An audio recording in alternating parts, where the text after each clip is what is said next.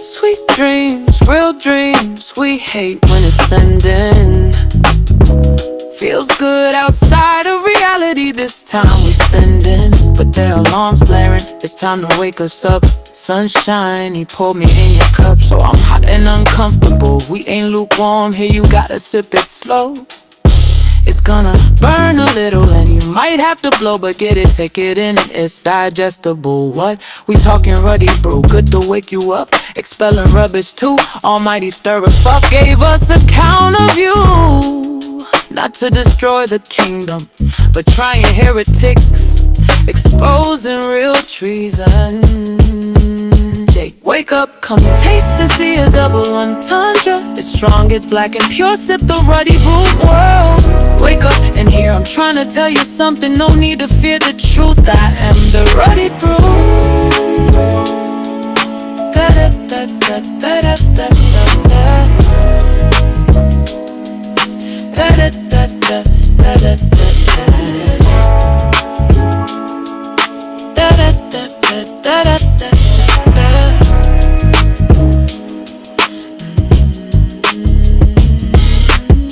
For years trapped making mental notes, they stole the youth so they wouldn't be exposed to lineage and trying to return, but it's spiritual now, we're trying to learn. Confused at first reading braille, they didn't get to choose. In the wilderness we weren't meant to lose, but we said yes to the curse for arrogance. The elders settled for the worst. Still blind in real time, we're in foreign lands. Big 615, we built their houses with our hands. Sip, lean, blow smoke, listen to them choke. Pride in the crime, the same laws our forefathers broke. We blunder, thinking we should try again, when Messiah's work already's restored our win. Under willow trees, we should be humming, not slumming. Get on our knees, praising and awaiting Emmanuel, the King, and his second coming.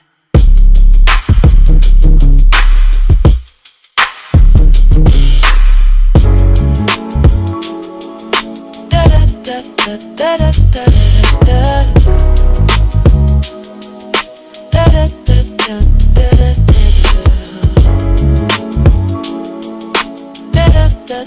da da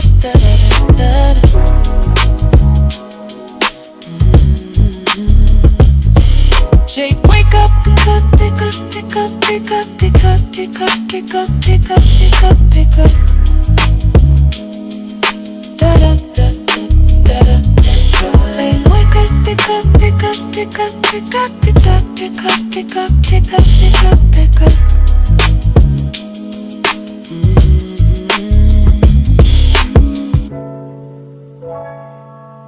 Da da da da da da da da.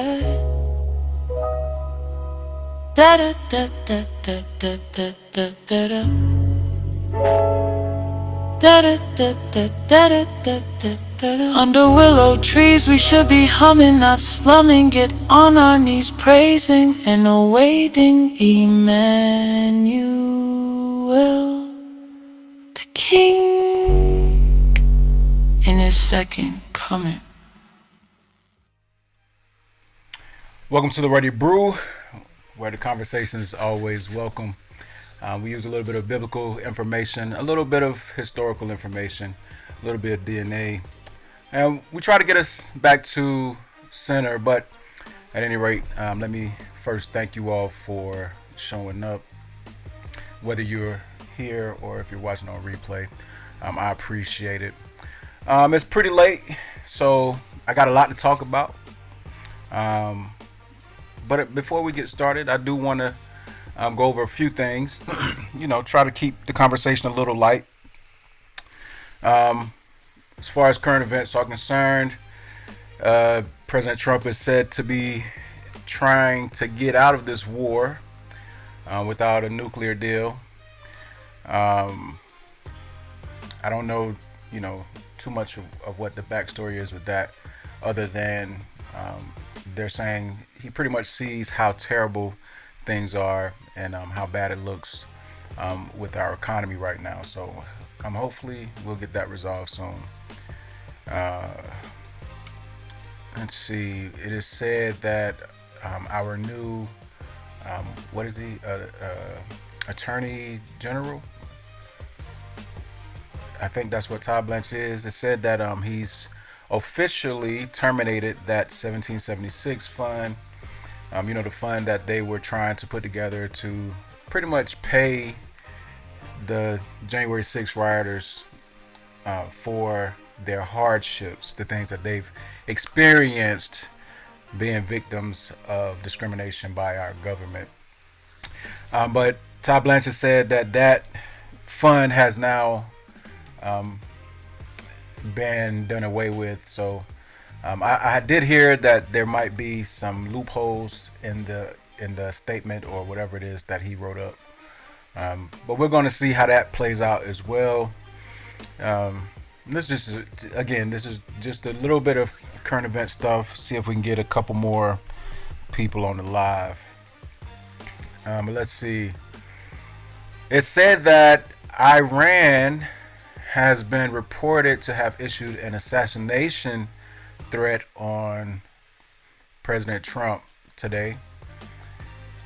And it said that it resulted in him being secretly moved from Air Force One and to a smaller private jet by some type of non-government vehicle.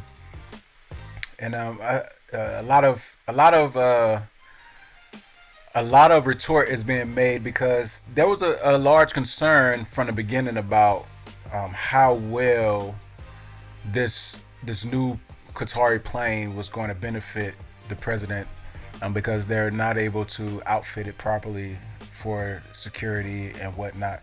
And I don't know everything that goes into Air Force One, but I know that there's a lot of security, little security things that have to be implemented in order to, make sure that the president is properly protected. But sometimes I'm not going to say greed, but let's see, what would I call it? Machismo, ego, that type of thing. It'll make you put yourself in a position that's not so healthy, and I think that some of our richest people are finding that out the hard way. Money doesn't solve all problems. If you are in any way a regular person or a common citizen, then you understand that money doesn't solve problems at all. In fact, when you love money, you tend to get yourself in more trouble because you do things that go either above the line or things that kind of push you off the side of the road. But as far as that Qatari plane is concerned, that thing is not suited or suitable for security. So yeah, he's and this is the second time that he's discarded that plane because of security threats from Iran. And I mean, at some point you would get it. But one thing that I don't understand for the life of me is why, as the president of the United States, this man has taken everything as ego trip, because he's bragged about how he's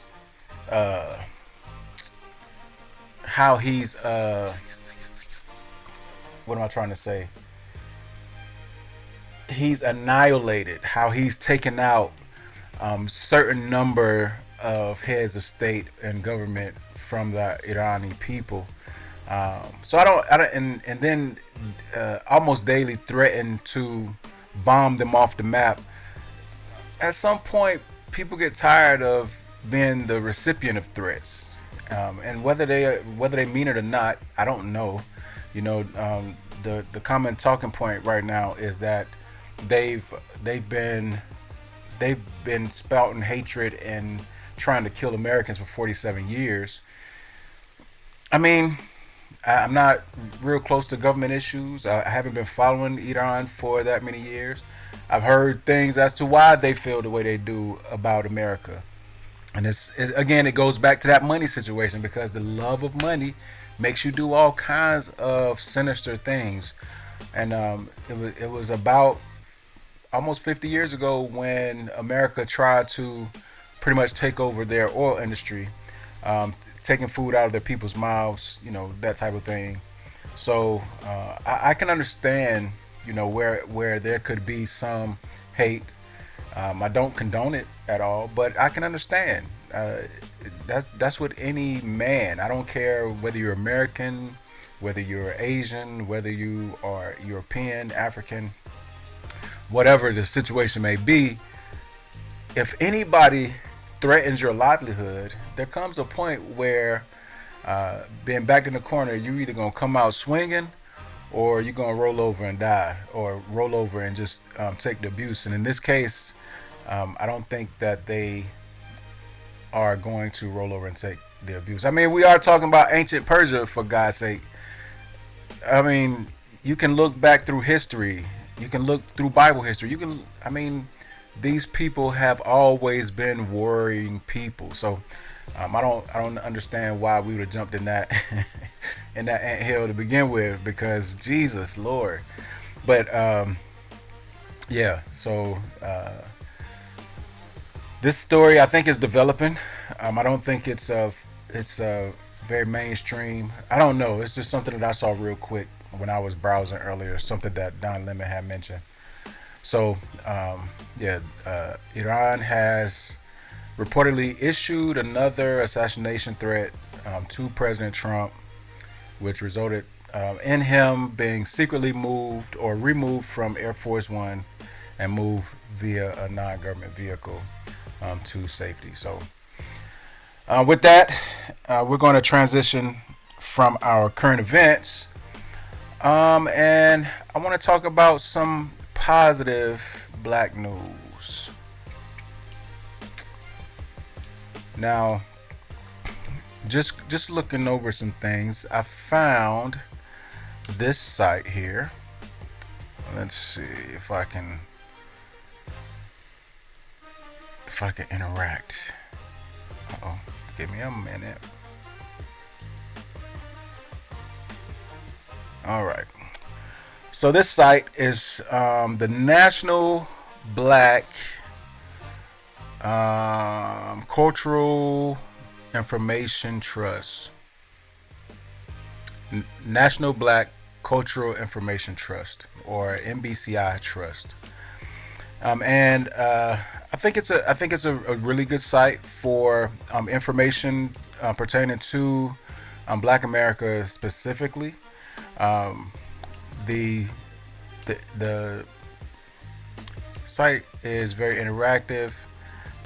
Just to read a little bit, it says about us. This is our work.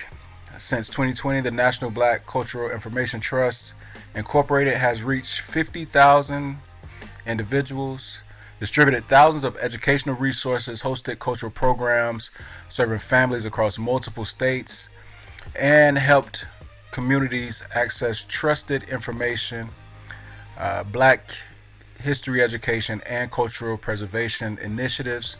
Through media events and partnerships, we continue to expand opportunities for learning, engagement, and community empowerment. At a moment when black history is being challenged, distorted, and removed from public spaces, NBCI Trust stands committed to preserving our stories, sharing trusted information, and empowering communities through education and culture.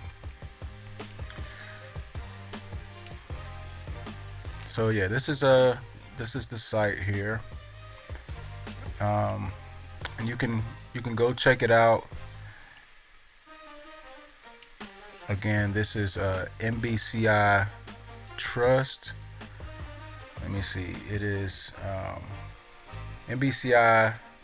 NBCIT.org is the website, nbcit.org.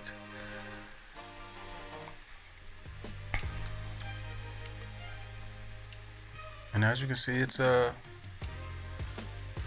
and it has a donation link. So go over there and support, um, lift these people up, help them get our information out there so that we can help each other. You know, one thing I believe about the black community that we don't talk about enough is that we need to come together. We need to become a unit again. I mean, it's been 60 years since the civil rights movement, a time when you can pretty much say that that the black community was united in some respect. There are a lot of things about the stories or the situations that happened with the stories from behind the scenes, but all in all, we were together, moving toward the same causes, trying to benefit the community, and I think that's where we need to go again. Um, that's a part of the reason I do what I do, because I believe that it's when you know who you are and where you come from that you begin to pretty much move the way you need to move so that you can uplift your community, so that you can especially begin teaching the children. One thing that I'm finding out is that when it comes to how we advance, it starts with our children. And you can see throughout history, even back in the Bible, when it came to the Hebrews, it always started with taking out the children, because especially the boy children, because if you take out the boy children, you end up not having a generation of men to lead any type of effort to protect the community. So I really truly believe it comes back down to us becoming a unit, becoming a community again. So yeah, go and check out this site, nbcitrust.org. Donate, help them out. They even have a Facebook page, but the links are on their website, so you can get there. And again, they do have donation. They have a donation link on their Facebook page. So yeah, go over there and support. But let's see. They have on their site some information that I think is good information as far as the black community is concerned.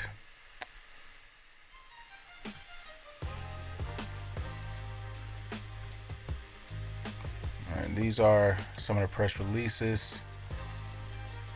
CBC members and black mayors discuss safety in the age of Trump. Says, and I'm gonna read a little bit here. Yesterday, the Congressional Black Caucus and the Vera Institute of Justice hosted a virtual roundtable and a QA to discuss how local and federal leaders are contributing to historic crime declines and present a proactive vision of public safety. The conversation was moderated by Vera President Aisha Rahman and featured U.S. Rep. Summer Lee, U.S. Rep. Chantel Brown, Baltimore Mayor Brandon M. Scott, Newark Mayor Ross Baraka, and Durham Mayor Leonardo Leo Williams. I'm not going to read everything here. I just wanted to read what Vera President Aisha Rahman said. It said, crime rates continue to fall across the country to historic lows thanks to bold, community-first approaches to public safety like the ones discussed in this article today. While the Trump administration continues its assault on immigrants and cities, while simultaneously gutting programs that we know increase safety, local and federal leaders, specifically black leaders, like Rep. Summer Lee, Rep. Chantel Brown, and Mayor Scott, Baraka, and Williams, are charting a path forward for all to follow. Their serious approach to safety is a model for how we can prevent crime before it happens and continue to help communities thrive. So Yeah, this is on the Congressional Black Caucus website. I did find this link on the nbcit.org page, as they do have news and what have you. Let's see. A little bit more positive black news. Now, I haven't been following Keisha Lance Bottoms like that, but on the CBS News webpage, it says America's first black U.S. Attorney General endorses Keisha Lance Bottoms as redistricting battles reshape the South. Former U.S. Attorney General Eric Holder, the nation's first black Attorney General, has endorsed Democratic gubernatorial candidate Keisha Lance Bottoms, lending one of the Democratic Party's most recognizable voices on voting rights and redistricting to Georgia's closely watched governor's race. And you can go and finish reading this article here, but yeah, it looks like we're beginning to come together. So let us do the things we need to do to become a unit again. But yeah, so this is where we are as far as things are concerned.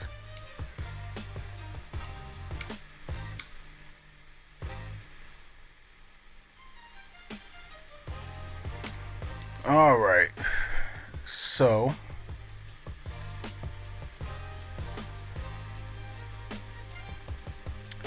let us go ahead and get into our subject matter for tonight. Let us jump into what we're going to discuss. You see the title of the video is Ashkenazim Deserve Respect. And I honestly believe that they do deserve our respect. But this is what we're going to be really dealing with here tonight. There was once a Jewish kingdom so powerful it stopped the spread of Islam. Almost no one talks about it. A massive empire stretching from the Black Sea to the Caspian Sea for over 300 years. They were not born Jewish. Around 740 CE, their king, King Bulan, made one of the most extraordinary decisions in history. He converted to Judaism, not Christianity, not Islam, Judaism. He built synagogues. He established yeshivot. He invited scholars from Baghdad and Constantinople to teach Torah and Talmud to his people. Why Judaism? Because the Khazars were surrounded by two superpowers, the Christian Byzantine Empire and the Islamic Caliphate. Choosing Judaism was a power move, a declaration of independence. For centuries, Khazaria stood as a buffer between East and West. Their armies stopped Arab expansion cold. Then the Rus came. By 969 CE, the empire was gone, destroyed, scattered to history. But the story of a Turkic king who chose the Torah and built a kingdom around it is one of the most remarkable chapters in all of Jewish history, and most people have never heard it. Drop a Star of David in the comments if this blew your mind. Follow for more hidden stories. Imposters that the Bible talked about. There was this mass conversion in the 8th century. That would mean that they're not Semitic. There's this viral theory claiming that Ashkenazi Jews like Gal Gadot, Bibi Netanyahu, or even your favorite comedians aren't actually descendants from ancient Israelites, but rather they come from this medieval empire called Khazaria. The Khazarians mass converted to Judaism. These people are not Jewish. The true Semitic people are Palestinians. If this is true, it flips history upside down, erasing the Jewish people's direct link to ancient Israel, exposing Ashkenazi Jews as imposters, and undermining the very basis of Zionism. But here's the thing, the theory is terribly flawed. If the Khazars really converted en masse, we'd see some remnants or traces, synagogues, Jewish texts, inscriptions, something. But there's nothing. The only mentions are a few scattered medieval references, and even those don't describe millions of people converting. At most, they suggest the king and his court may have adopted Judaism, but there was no mass conversion. If Ashkenazi Jews really came from a Central Asian empire, we'd see it in the language they speak. But Ashkenazi Jews spoke Yiddish, a mix of German, Aramaic, and Hebrew. There's no trace of Khazar or Turkic influence in any Jewish texts, prayers, or records of daily speech. So unless millions of people just woke up one day and forgot their native tongue, this theory doesn't hold up. And then there's the science. Over 20 years of peer-reviewed genetic studies all point to the same conclusion. Ashkenazi Jews share deep genetic roots with the Middle Eastern populations, the same markers found in Sephardi and Mizrahi Jews, not Central Asian converts. Wait, so if Ashkenazi Jews really trace back to the Middle East, why do so many of them look lighter skinned, especially if they've mostly married within their communities for centuries?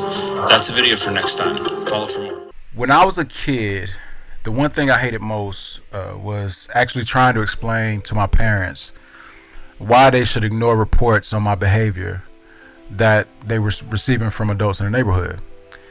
You know, their infamous line was, of course, "So you calling these grown people a liar?" And immediately I would say no, because if I ever moved my mouth like I was going to say yes, a nice and quick backhand was headed for my lips. Because in the South, in the 80s especially, it was a sin to say that an adult was a liar. And over time, I got a little more skillful with my words, as I'm sure we all had to learn how to do at one point or another. And when dealing with authority especially, and when asked if I was calling an adult or a teacher a liar, I would say, I'm not calling them a liar, they just made a mistake. Now, this allowed me to keep my lips intact while also giving me room to state my case, because my mama, she was fast with that backhand. And don't misunderstand me though, I was not an angel, and I didn't pretend to be. I was respectful to the adults, but with my peers, I was mischievous. I could be destructive, and sometimes it didn't take much for me to be mean or to take no regard for other people's feelings. So sometimes the information that was conveyed to my mom really did warrant the "I'ma cut your behind and I'ma tell your daddy when he get home." But still, even in some of those instances, I needed my mom to know that I did what I was being accused of, but the seriousness that was expressed by the neighborhood prosecutors needed to be challenged.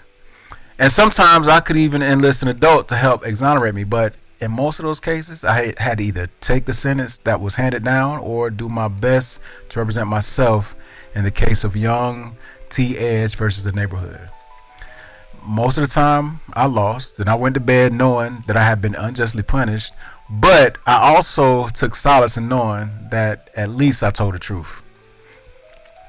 Now, I didn't tell the truth because I was a good kid who had a heart for redemption. I told the truth because I was a terrible liar. Not only was I a terrible liar, but my little young conscience would also eat at me until I spilled the truth. Some lies I was able to hold on to, if I'm being honest, but those rare instances usually came from a twisted sense of loyalty given the ignorance of time. Just GP. Still to this day, I can't tell a lie. I mean, I can tell a lie, but I can't tell a lie and keep it myself without it coming out, because living in an untruth is quite unbearable. And with that being the case, as one who stands for truth, as a minister of the gospel, I feel obligated to tell a full story. I can't give people a discarded history just because it's uncomfortable. This is why on this channel I talk about the things I talk about. In my 20s, I constantly prayed to God to teach me the things I need to know in order to be a good leader. I understood that truth in leadership garners respect. That's a life principle that seems to be overlooked these days. But truth tellers, in general, gain the respect of the masses. I mean, look at the current administration we got. The person that is our leader got voted in because he was determined to be someone who told the truth. I mean, regardless of how we feel about him now. And as I felt the call to ministry, I continued to pray, asking God to teach me and to make me into the leader he would have me to be.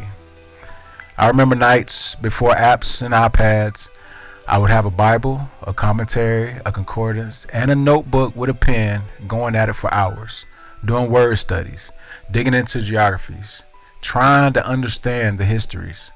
And as my journey has progressed and I've encountered God, and he's taught me a thing or two and given me a few insights, as well as guided me to texts and writings, I'm obligated to tell the truth. I can't sit on the truth just because it's not what the old people taught. Likewise, I can't not say that the old tellers of truth were mistaken if they gave us truth based on bias and not based in fact. So, in that, although I do believe they still deserve respect because they open the doors for inquiry, that respect doesn't warrant continuing in the mistake. That's why I can honestly say that the Ashkenazim deserve respect, and at the same time show you the history and the truth. I choose not to conspire with, placate, condone, or ingratiate any racist, religious, or fringe organizations just for the sake of gaining a platform. I'm not opposed to being challenged, but I am opposed to belittlement. I think it's a bad look when well-known organizations spend capital on destroying people's lives and calling it preventive measures when they themselves are so well connected to the government that no one can even breathe in their direction without an investigation being done.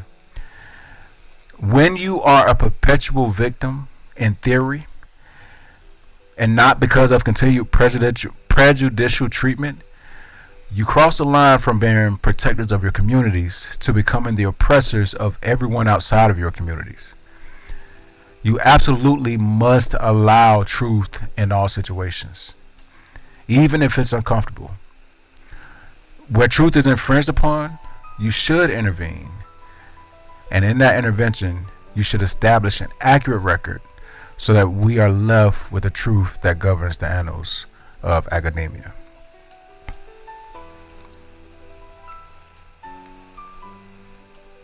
So for tonight, the scripture that I want to kind of have in our mind's eye, if I may, is the scripture Isaiah 62, verses 6, 7, and 10 through 14. It says, I have set watchmen upon thy walls, O Jerusalem. They shall never hold their peace, day nor night. Ye that are Jehovah's remembrancers, take ye no rest, and give him no rest, till he establish, until he make Jerusalem a praise in the earth. Go through the gates, prepare ye the way of the people. Cast up the highway, gather out the stones, lift up an ensign for the peoples. Behold, Jehovah hath proclaimed unto the end of the earth. Say ye to the daughters of Zion, behold, thy salvation cometh. Behold, his reward is with him, and his recompense before him. And they shall call them the holy people, the redeemed of Jehovah. And thou shalt be called sought out, a city not forsaken. So, with all that, we are currently living in a time when everyone is calling the Ashkenazi Jews Khazars. I'm not familiar with the book, and I can't remember the author, but I think the title of it is something like The 13th Tribe, where the author goes into, and I think the author is someone of Ashkenazi heritage, but they go into this understanding that the Ashkenazi Jews descend from a Khazar or Khazarian tribe or state or whatever you want to call it, that converted to Judaism. Now, I may get it wrong, but I believe the story goes that King Bulan was looking for a religion to convert to. He called in a Muslim, he called in a Christian, and he called in a Jewish leadership. And in the end, he settled on Judaism. And so the story goes that this Khazar kingdom converted to Judaism, and this is where the Ashkenazis descend from. But I, after doing research, have a different understanding of where the Khazars come from. So tonight, we might be here for a while. I'm not going to apologize at all, maybe to myself, because like I said, it's late, and I really want to do this well, and I'm getting the hang of this going live thing. So hopefully things will come off pretty well. And this will be a good time, especially if you're a history buff. If you're someone who is really invested in this idea of who are the Ashkenazi Jews, especially in a time where we black people are claiming to have some Hebrew heritage. So if you're interested in that kind of thing and this is up your alley, then I hope we have a good time here tonight. The claim of the Ashkenazi Jews today is that they are genetically connected to the people of the Middle East or people of Levant. Now, the very first mention that I would have with that is we do a terrible job at reading scripture. We have done a terrible job of explaining how the scripture is laid out because we have fallen in line with linguists who have given us a story or painted a picture for us based on language. But if we go off of scripture tells us that the people of the Middle East are not the people of Shem. The people of the Middle East are the people of Ham.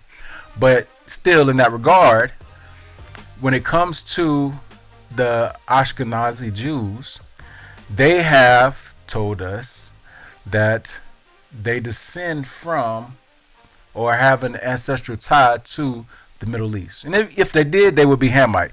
But I want to take a look at this paper. And I think this is the paper that we have looked at before. Let me see if I can get it to come open here.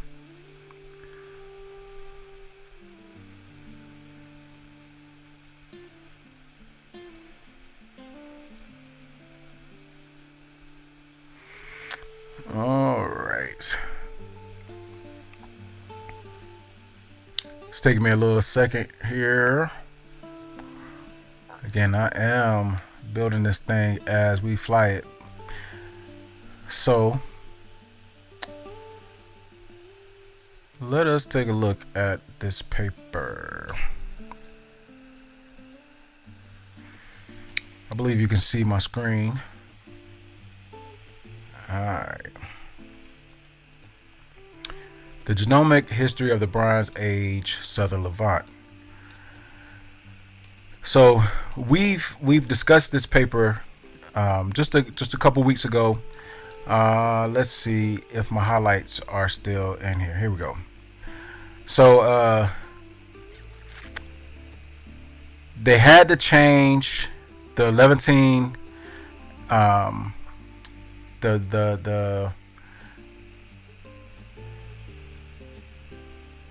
they had to change this QP-ADM admixture test that they were going with because they didn't account for, one, the sub-Saharan DNA that was in the Levant. But this is the part I wanted to get to here. It says, estimating the ancestry proportions in present-day Middle Eastern populations with substantial sub-Saharan African admixture, as well as multiple sources of admixture from different parts of the Mediterranean, is difficult. We address the problem by developing two statistical techniques and then testing the robustness of our inference on the basis of comparison between these methods. Simulations and perturbations of the input.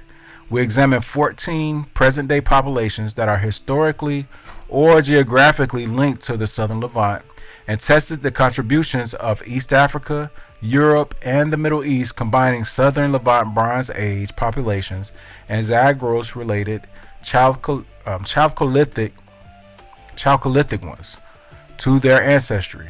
We found that both Arabic-speaking and Jewish populations are comparable with having more than 50% Middle Eastern related ancestry.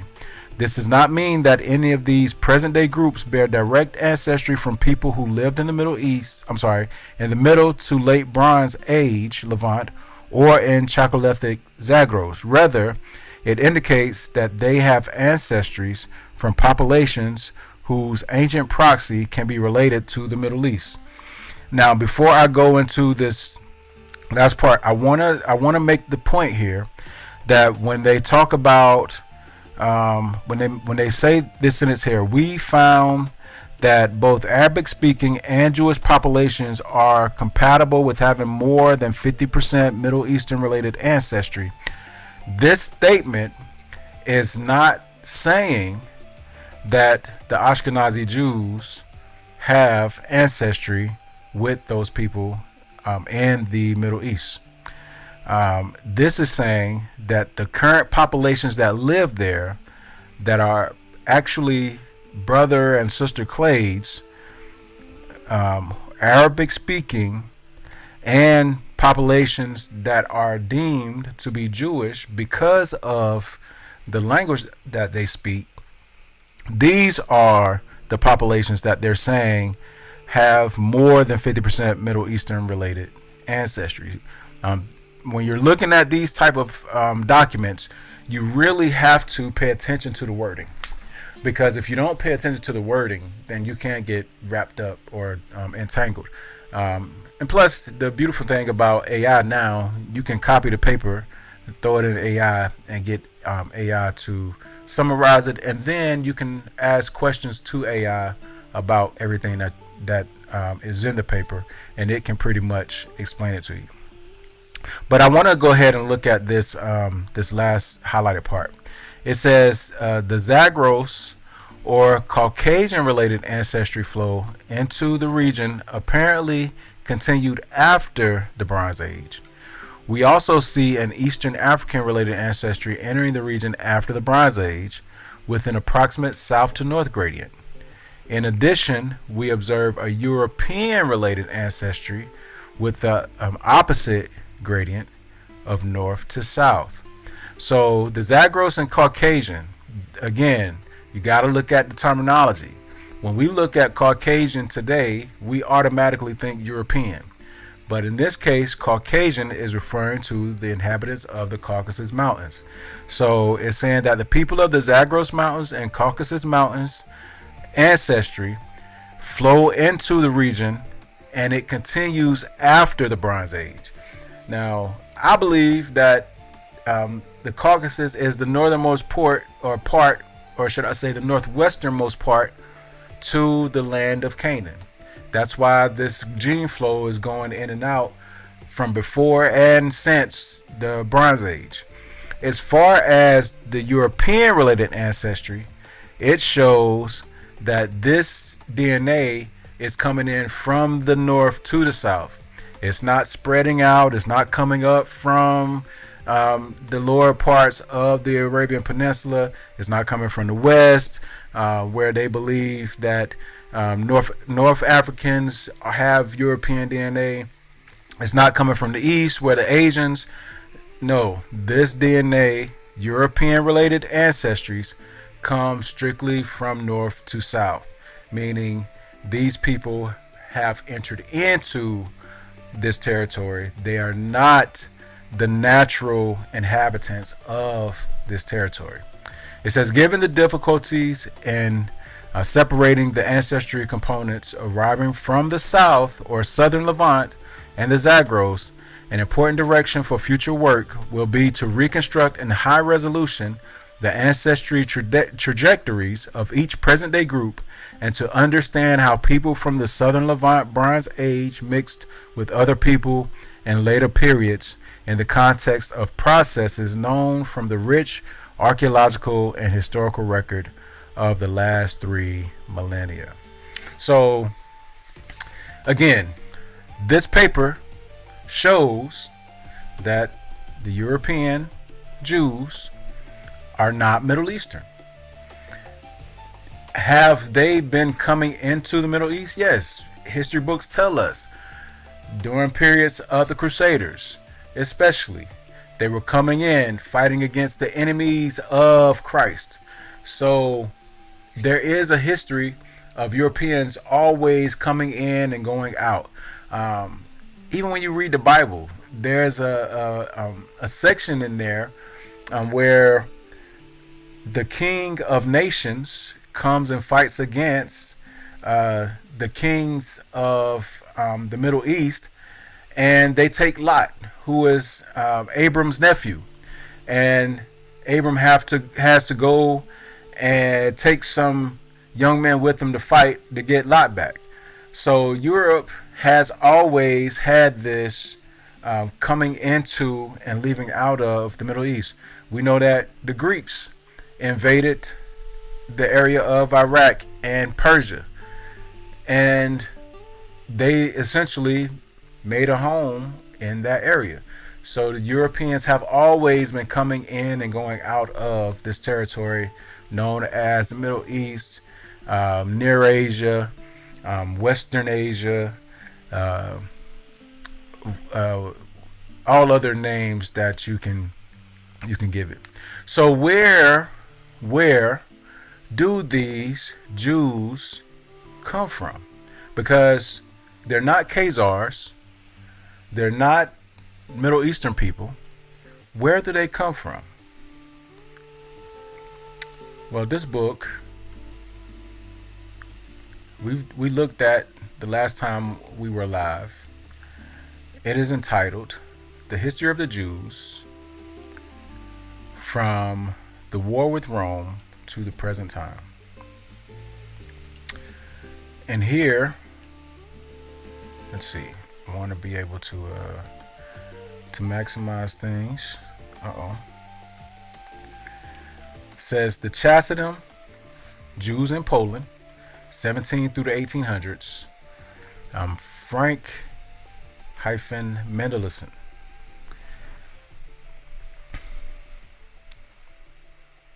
And I hope I could control this properly as we read a few pages here. It says, from the times of the Maccabees, if not earlier, to those of the impostor Sabbatai Sevi, rabbinism had prevailed in the Jewish church. The only opposition had come from the Karaites, of whom we have already spoken, and they were but a small sect commanding little influence. So the Karaites were Jews who were against the rabbins because the rabbins used the Talmud, and the Karaite Jews were strictly Bible. They were strictly Torah. They didn't like to deviate. It says eminent Jews again, such as Solomon ben Abraham of Montpellier in the 13th century, or Nathaniel Tribadi of Rome, or the more renowned Maimonides, might put forward opinions which the rabbins condemned, proceeding sometimes to the excommunication of the offending writers. But either the latter submitted or modified their opinions, or their judges reconsidered their decisions, and rabbinical theology continued in the main unaltered. But the followers of Sabbatai Sevi formed themselves into a distinct sect, calling themselves Jews indeed, and professing the principal doctrines of the Jewish faith, but differing from it, at the same time in the most essential particulars. So they call themselves Jews, professing the principal doctrines of the faith, but differing from it at the same time. It says his followers, as we may have seen, were not alienated. Let me see here.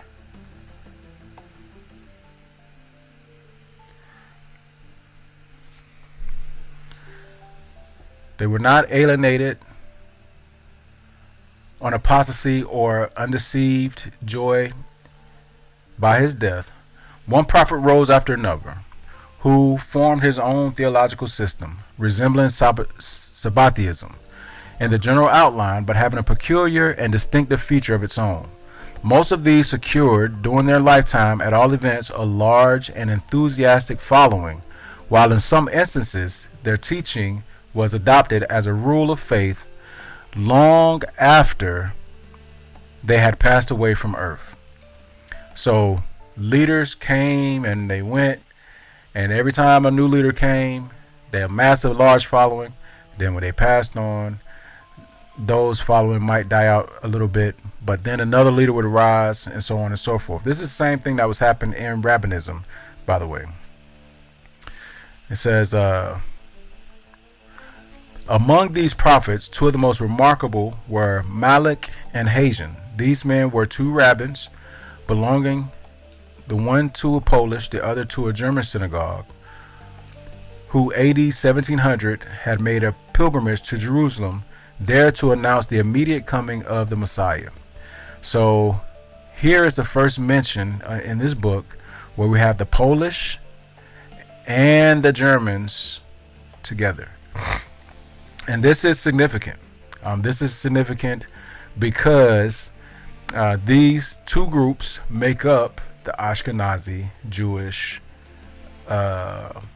sect of Judaism. Most of their companions died of want or fatigue on their journey, and nearly all the survivors, following the example of Sabbathi, went over to Islam or Islamism. But the two leaders, and especially Hajan, zealously propagated their opinions, notwithstanding the most determined opposition of the rabbins of Jerusalem and Constantinople.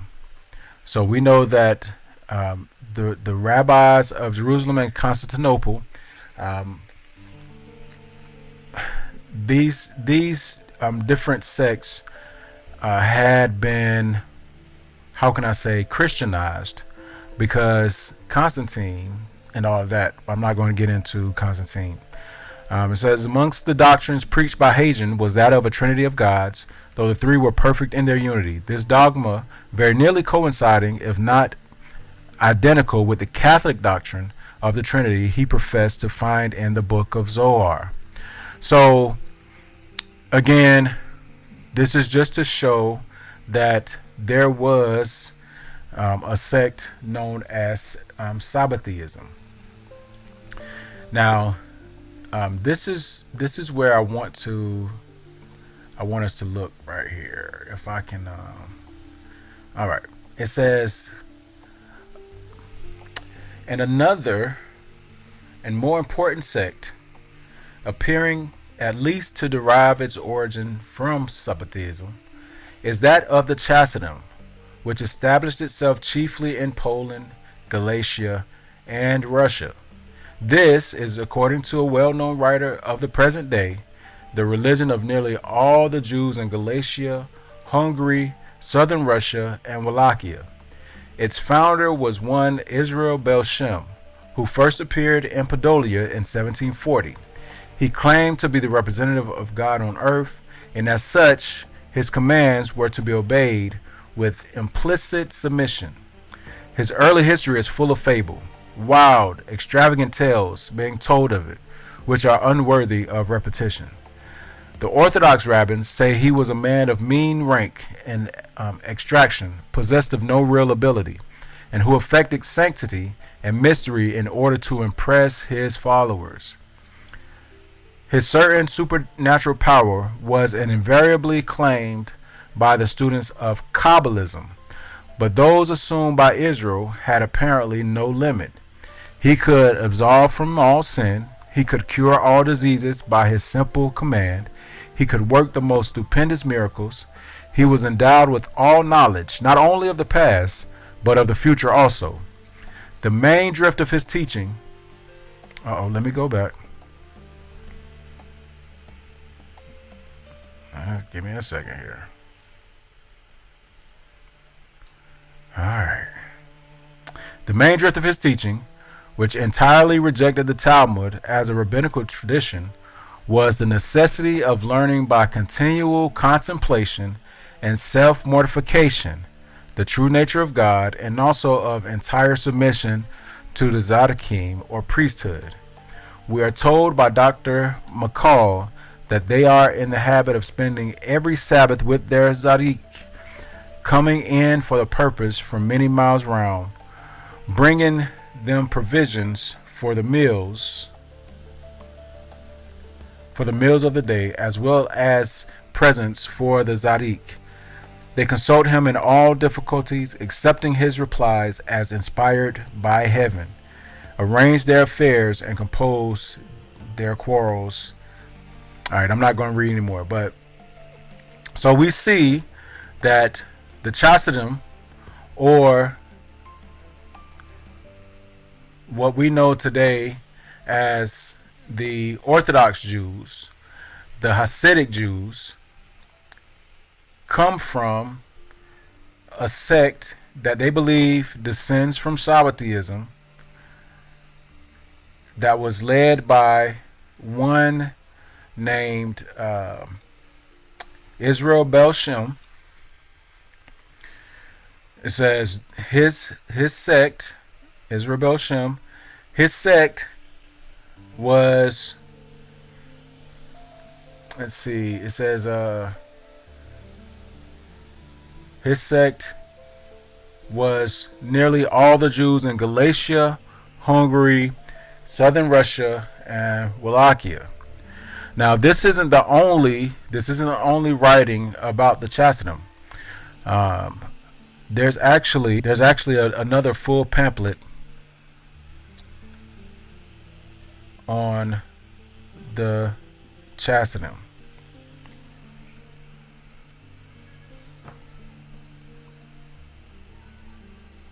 And as you can see, it says it's a paper read before the Jews College Literary Society, November 13th, 1887.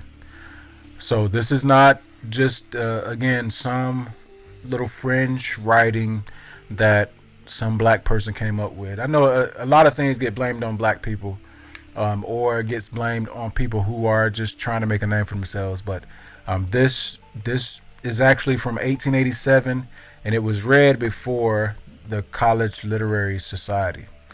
Now, the only thing about this, I'm not going to read all of this. I did have this book had a lot of notations on my other profile, but of course when I open it over here, it doesn't show all of those highlights. But you can go through this book. It tells you exactly about Bel Shem. Here, I see this part right here that talks specifically about its founder.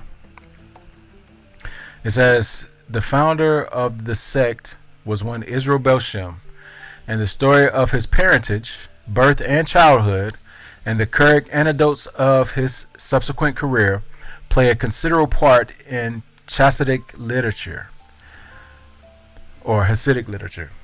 But the authentic materials for his biography are everywhere interwoven with much that is pure legend and with much more that is miraculous. This was perhaps inevitable, and is certainly not an unfamiliar feature in the personal histories of religious reformers as presented by their followers and devotees. The sayings and doings of Bel Shem are an essential, perhaps the most essential, portion of any account of the sect. For Bel Shem is the center of the Chassidic world, and Chassidism is so intimately bound with the personality of its founder that any separation between them is well nigh impossible. The Chassidim Bel Shem is not a man who established a theory or set forth a system. He himself was the incarnation of a theory, and his whole life the revelation of a system. Even those portions of his history which are plainly legendary have their uses in indicating the ideals and in illustrating the aspirations of the early Chassidim, while their circulation and the ready credence they receive are valuable evidence of the real power and influence of Bel Shem's personality. In the tale, as told by the sect, little is omitted of those biographical accessories which are proper to an avatar. There is all the conventional heralding of a preordained advent, all the usual signs and importance of a new dispensation may be recognized in the almost preternatural virtues of Bel Shem's parents and the miraculous annunciation and exceptional circumstances of his nativity, and in the early indication of a strong and fearless individuality. Everywhere it seems to be the suggestion that Bel Shem, from his infancy, was conscious of a lofty mission. It is already in tender years that he is made to give evidence of an indifference to conventional restraints and accepted ideals. Rabbi Eliezer and his wife, the parents of Belsham, dwelt at the story, as the story goes, in Moldavia. They are described as pious and God-fearing couple. Let's see. I have to be careful here because I don't want it to jump on me or switch pages.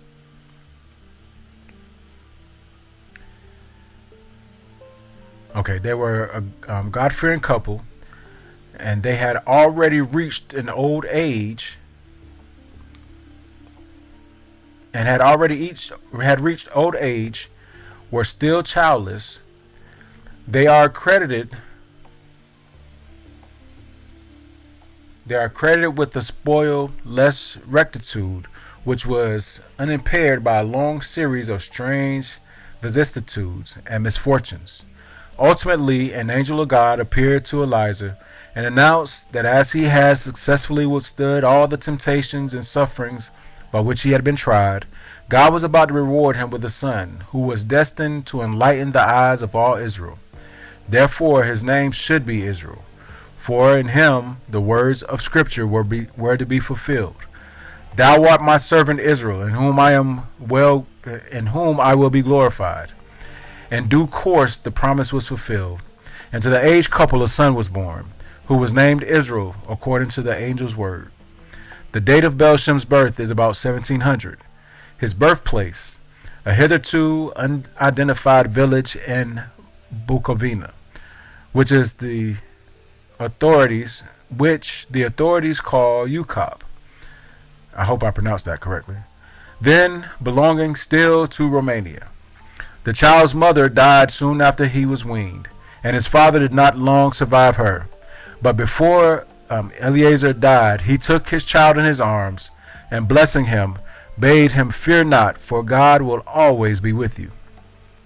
As Eliezer had been greatly honored in the community in which he lived, his orphan son was carefully tended and educated.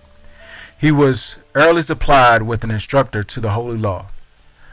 But though he learned with rare facility, he rejected the customary methods of instruction. One day, while still quite young, his teacher missed him, and on seeking, found him sitting alone in the forest that skirted his native village, in happy and fearless solitude. He repeated this escape so often that it was thought best to leave him to follow his own bent. A little later, we find him engaged as assistant to a schoolmaster. His duty was not to teach, but to take the children from their homes to the synagogue, and thence on to school. It was his wont while accompanying the children to the synagogue to teach them the solemn hymns which he sang with them. In the synagogues he encouraged them to sing the responses, so that the voices of the children penetrated through the heavens and moved the divine Father to compassion. Satan, fearing lest his power on earth should thereby be diminished, assumed the shape of a werewolf, and appearing before the procession of children on their way to the synagogue, put them to flight. In consequence of this alarming incident, the children's service was suspended. But Israel, recollecting his father's counsel to fear not, besought the parents to allow to lead the children once more in the old way. His request was granted, and when the werewolf appeared a second time, Israel attacked him with a club and routed him. In his 14th year, Israel became a beadle at the Beth Hamidrash. Here he assiduously but secretly pursued the study of the law. Yet, being anxious that none should know his design, he read and worked only at night, when the schoolroom was empty, and the usual scholars had retired. During the daytime he slept, so that he was popularly believed to be both ignorant and lazy. Despite these precautions, however, his true character was revealed to one person.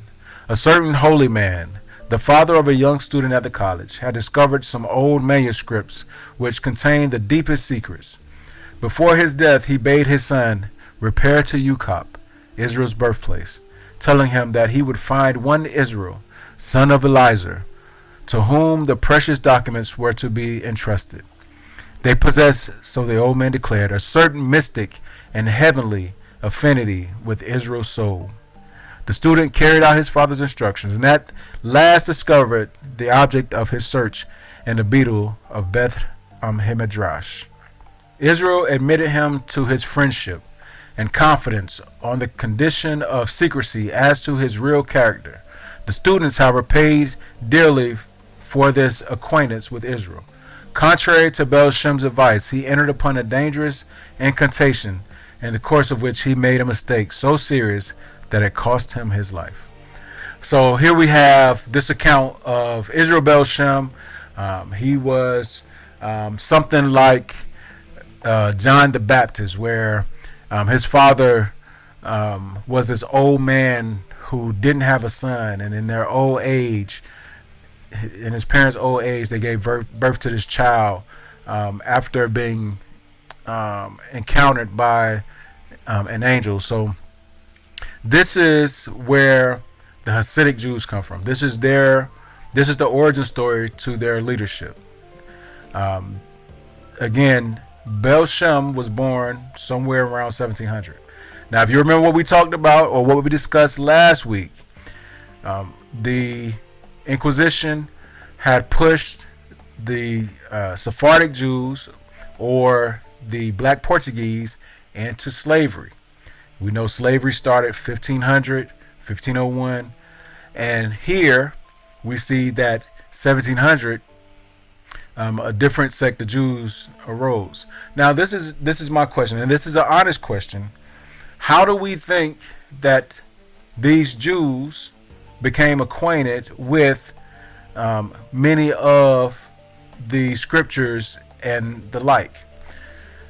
Well, the simple answer is that when the Jews were expelled from Spain and Portugal and all other European territories, they were running and finding different places where they could hide.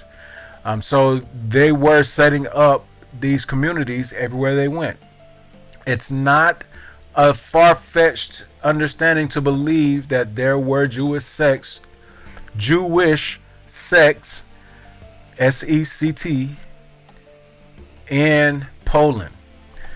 Now, I believe, and this is just my opinion, I believe that these Jews were intermarrying and they were making children with men and women who were not of their stock.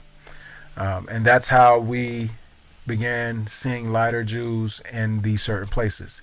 So again, I believe that the Ashkenazi Jews do deserve respect, because although we have fanatical tales about their leadership, I can understand where they would arise from. Now, the name Ashkenaz comes from the territory. It's no secret. If you go and look through all of these different historical records of Europe, it's plain that even they believe that they are the sons of Japheth. So the territory of southern Russia, if I'm not mistaken, Germany, those places are considered to be the lands of Ashkenaz. So this is not some derogatory understanding or some way to push them into the outside of things. It's just to make an understanding of a truth. Again, like I said, I believe in telling the truth wholeheartedly. And if I make a mistake, I believe that there should definitely be some type of correction done or conversation had so that we can correct those mistakes and put a truthful record out to the masses so that there's not this misunderstanding of what's going on. But let us continue here. So again, we had the Jews running all throughout Europe. If we go back to this book, The History of the Jews, and we go to the let's go back to the table of contents.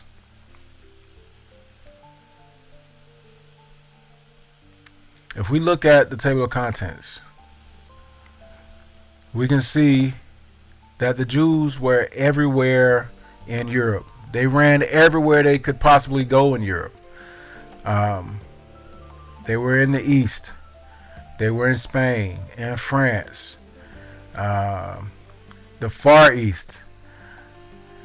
We have England, Spain, Germany, Hungary. Again, England, France, Germany, Italy, the Low Countries, which is Holland,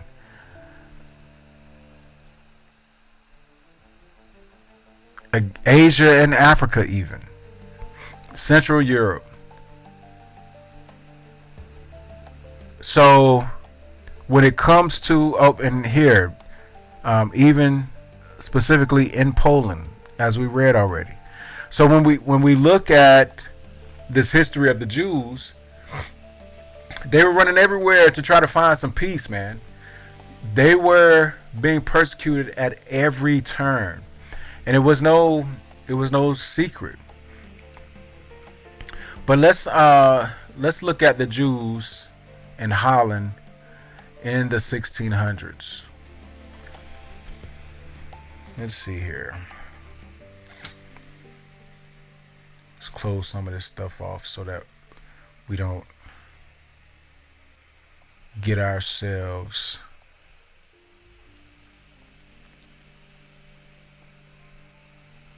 all right.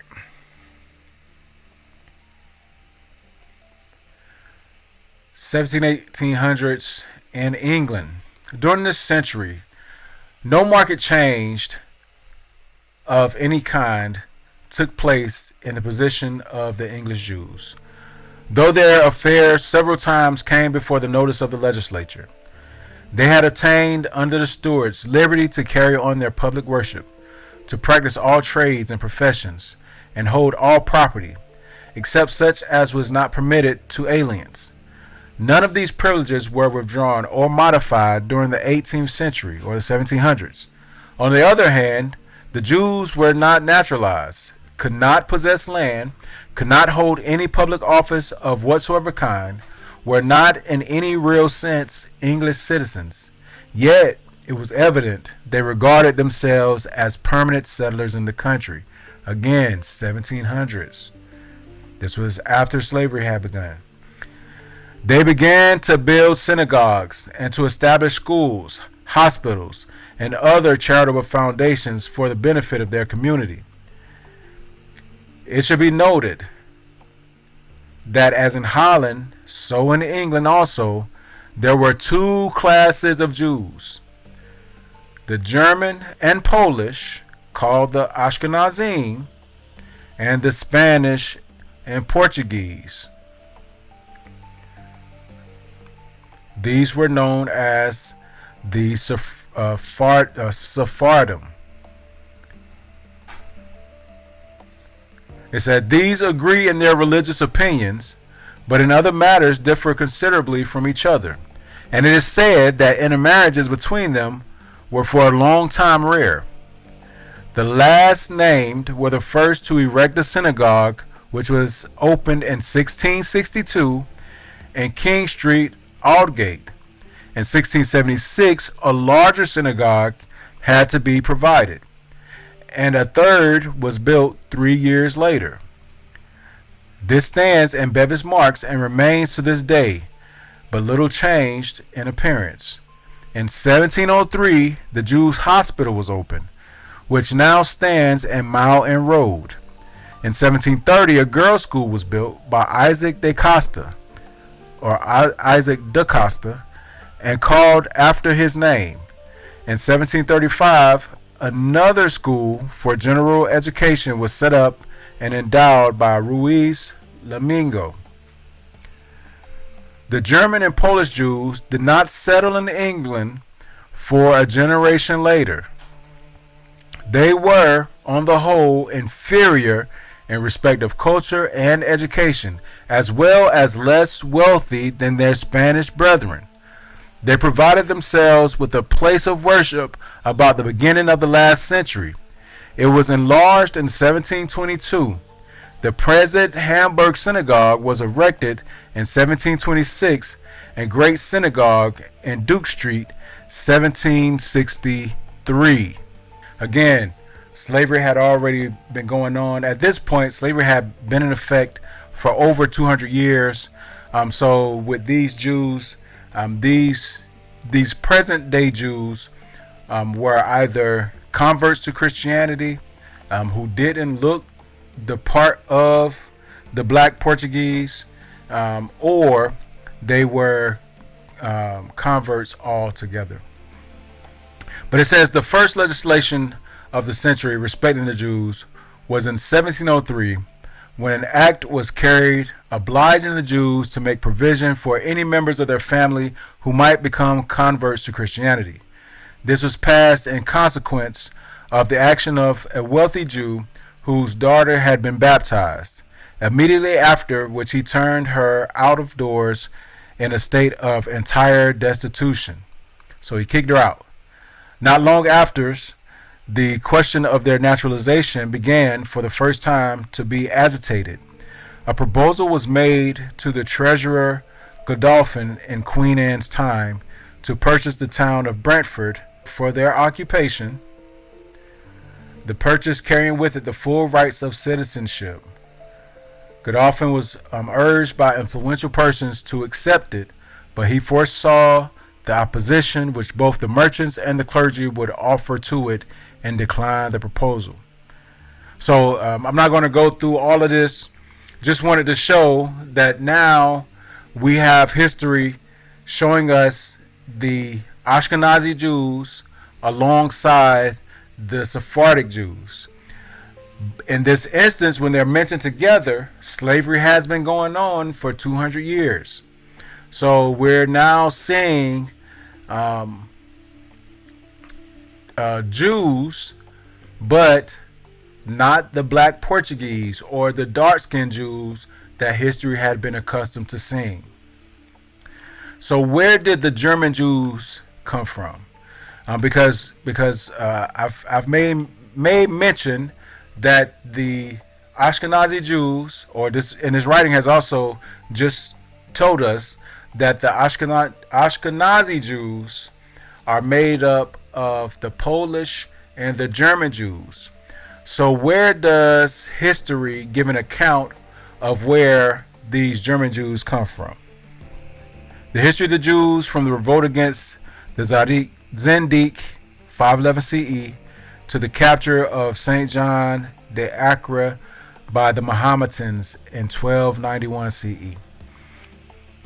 Starting at the bottom on page 40. Let me blow it up so it can be seen. It says, the Jews of Germany are to be regarded merely as colonies of the Frankish Jews, and such of them as lived in Austrasia, a province subject to the Merovingian kings. So let me read that again.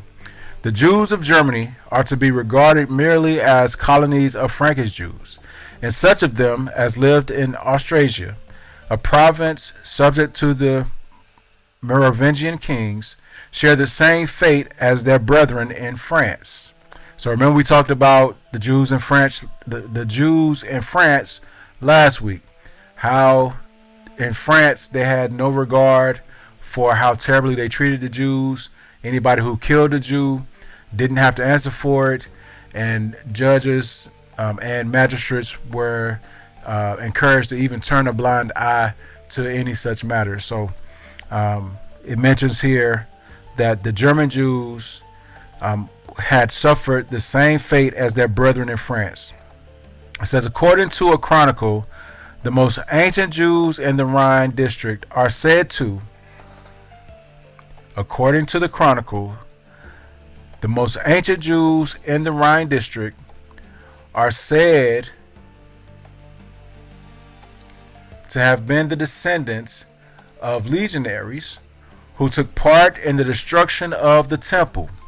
From the vast horde of Jewish prisoners, the Vengiani had chosen the most beautiful women, had brought them back to their stations on the shores of the Rhine and the Main, and had compelled them to minister to the satisfaction of their desires. The children thus begotten of Jewish and Germanic parents were brought up by their mothers in the Jewish faith, their fathers not troubling themselves about them. It is these children who are said to have been the founders of the first Jewish communities between Worms and Mainz. It is certain that a Jewish congregation existed in the Roman colony, the city of Cologne, long before Christianity had been raised to power by Constantine. The heads of the community and its most respected members had obtained from the heathen emperors the privilege of exemption from the onerous municipal offices. The first Christian emperor, however, narrowed the limits of this immunity, exempting only 2 or 3 families.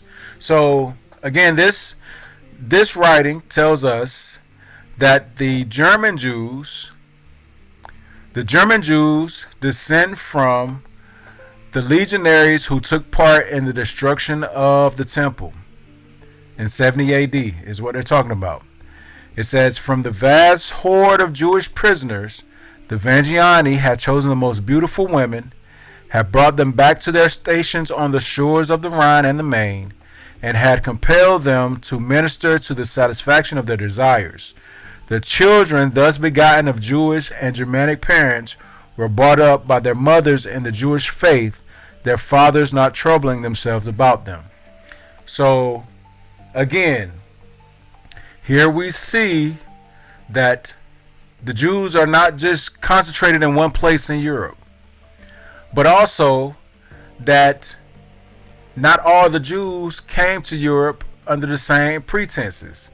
In this case, the story goes that some of the soldiers had taken some of the women that were prisoners, the most beautiful of the Jewish women, and brought them back to the Rhine, which is a river in that territory where they lived, and they pretty much had children with them, discarded them, and made them raise the children in the Jewish faith. Now, I don't want to, how can I say? I don't want to sound like I'm being, I don't want to sound like I don't have any type of regard for Jewish people. I don't want to sound like I'm discrediting their existence. I'm trying to be careful because I like I said, I want to say it with all honesty. Again, I didn't give my disclaimer at the beginning of this. I believe that everybody is free to worship any way that they please. No one should tell a Jew that they can't be a Jew, what have you. So that was my bad from the start. But one thing that we hear about being a Jew, especially Ashkenazic Jew, the way that one becomes an Ashkenazic Jew is by having a mother who is a Jew. I'm gonna say that again. The way that we're told a Jew becomes a Jew is if he comes from a mother who is a Jew. Excuse me. And in this day and age, it's been modified a bit, because even someone who is born to a woman that converts to Judaism, even if she's in no way related to the Hebrews from a bloodline standpoint, all she has to do is convert to Judaism, and that child born to her is considered a Jew. Now, did this history of the Jews here, tell us that this principle of Judaism comes from the fact that Jewish mothers who were pretty much taken during the destruction of the temple and given children or made to rear children to these German men are the reason that there are Jews on the Rhine? Excuse me. Now, I don't believe this story wholeheartedly, but I believe that there's some truth to it, because this is in the book of the history of the Jews. This is their writing. This is a book that has come down about the Jewish history. So, children born to a Jewish mother is how they become Jews. And this writing just told us, or tells us, where that principle first originated. And so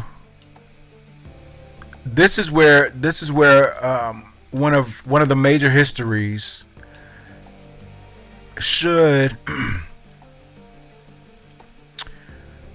be noted. This is where one of the major histories should be noted, because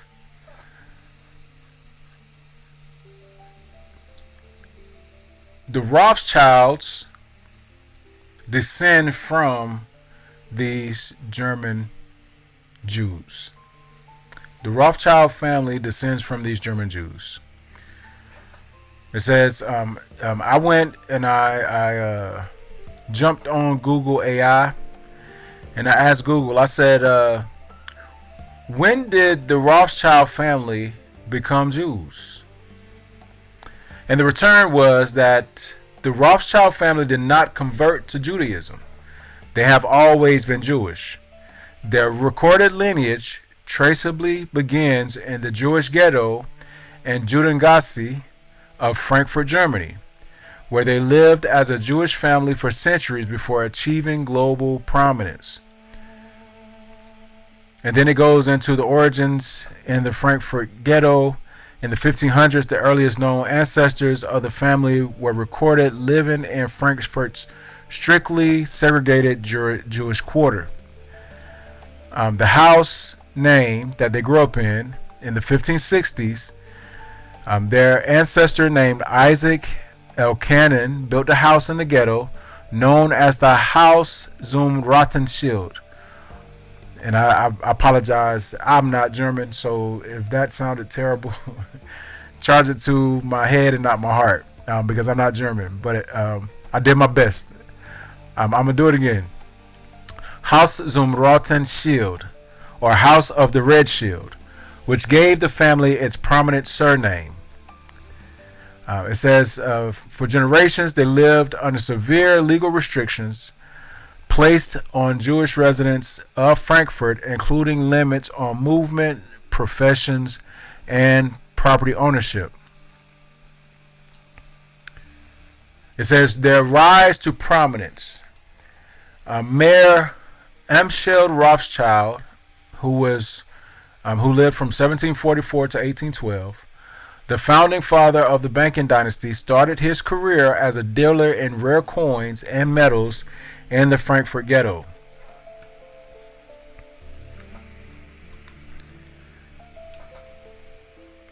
It says through his financial skill, he became a court Jew, or a financial agent for nobility, eventually sending his 5 sons to establish banking hubs across Europe, in London, Paris, Vienna, Naples, and Frankfurt. Throughout their rise to immense wealth in the 19th century and up to the present day, the family maintained their Jewish faith, identity, and communal traditions. So, excuse me. So the Rothschilds are slated to be non-converts. They are Jews of old who have their first ancestor to build in the ghetto in Germany a home in the 1500s, just after slavery had begun, and to this day it says that they've maintained their Jewish identity, their faith, and their communal traditions. So I went a little deeper, and I started going through who the Rothschilds were, and I got to Moses Kalman Rothschild, who lived from about 1685 to 1735. He was born in Judengasse, which is that ghetto that we just read about. Let's see, and it shows that he died on October 19, 1735, at about the age of 50 years old. Let's see, and it goes into his biography. It says he was born. Okay, we went through that. The residence of the family was Hinterhausen Fun, Judengasse 188, to which his ancestors had moved in 1664. The old residence was a house in the southern part of Judengasse called Zumbraten, which had been built in the 16th century by Isaac Elkanan Rothschild. The name is derived from the German Zumbraten, meaning at the red shield, in reference to the house where the family lived for many generations. As was often the case, the family had derived its surname from the name of the house. The name Rothschild was retained when the family removed to the northern part of Judengasse. It says Moses Kalman passed away on the 19th of October 1735 at the age of 49 in the Frankfurt Jewish ghetto of Judengasse. So here we have Moses Kalman Rothschild. Alright, so I wanted to go and take a look at this ghetto. What about this ghetto does history give an account? It says the Frankfurter Judengasse,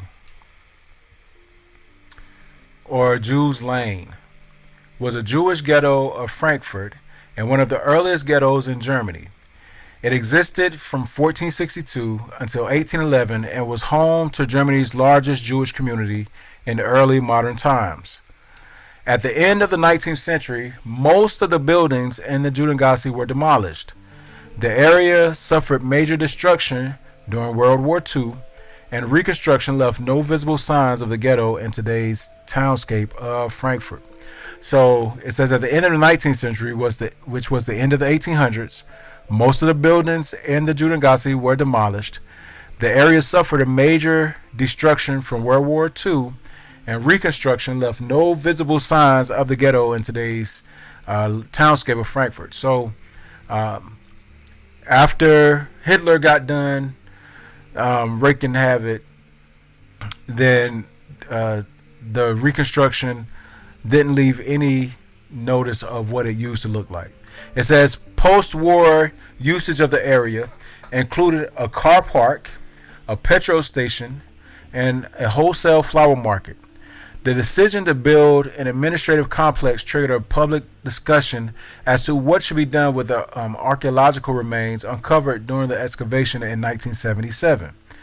The foundations of 17 buildings were found, and 5 of these can be seen at the Museum Judengasse, which was incorporated into the new building. And then it goes into the location. The ghetto was located outside the city walls, east of the medieval city wall, and formed a slight curve from today's Constabulaire or Brennerplatz near the River Main. The street was about 330 meters long, 3 to 4 meters wide, and had 3 town gates. The gates were locked at night as well as on Sundays and Christian holidays due to the narrow street and the limited access. The Judengasse was destroyed 3 times by fire in the 18th century alone, in 1711, 1721, and 1796. Initially, some 15 families of about 110 members lived in Frankfurt's Judengasse when they were forcibly removed from the city and relocated to the ghetto by decree of Friedrich III in 1462. By the 16th century, the number of inhabitants rose to over 3,000, living in 195 houses. The ghetto had one of the highest population densities in Europe.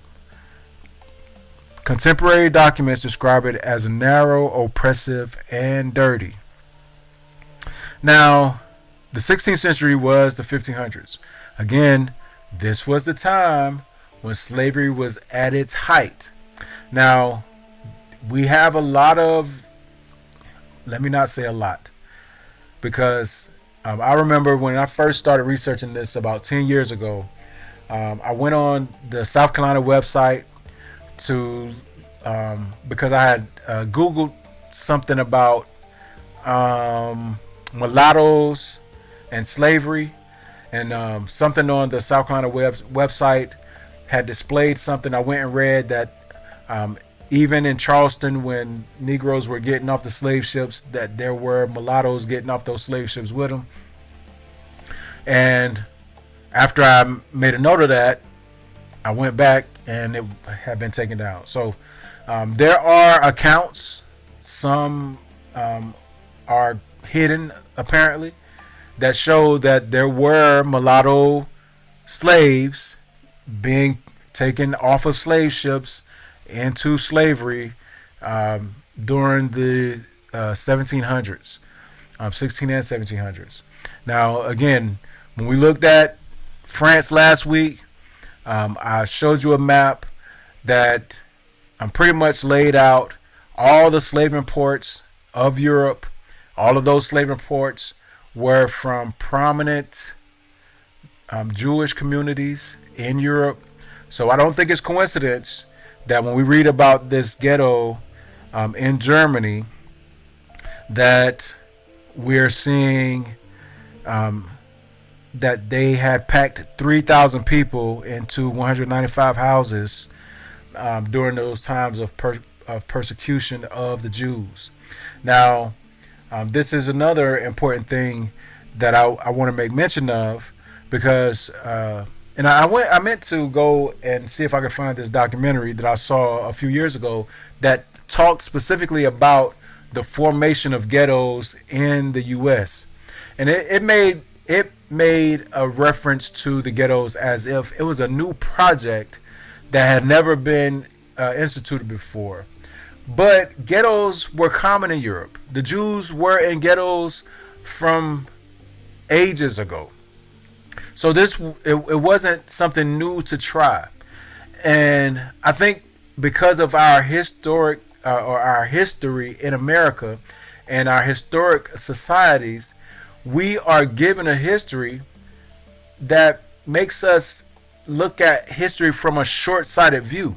We never really take a gander into history or peek into history with a well-rounded view of everything that happened, not only in America but prior to the settlement of America.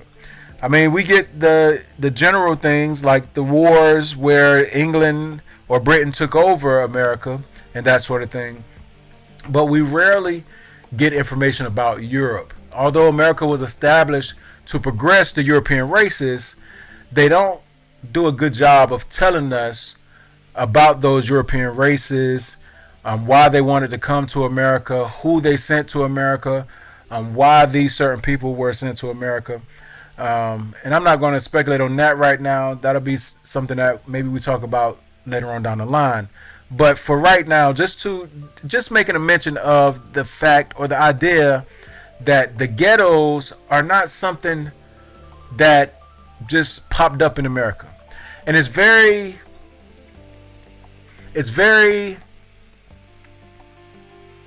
to me it's very telling. It's very coincidental that the people who inhabit the ghettos in America are the black people from the beginning of time. The people who inhabit the ghettos have been black people. Certain places now, those ghettos are just, popular places where prominent black heroes and sheroes come from, and they're staples in the black community. But we don't really get to associate those histories. We don't really get to kind of look at where those things come from. So I think it's good to make mention here that these ghettos were in Germany. Now, again, I was talking about the Rothschild family. Now, we can clearly see that the Rothschilds family is a European family. But there's I think something that is good to take a look at here. Let's see if I can get this to come up.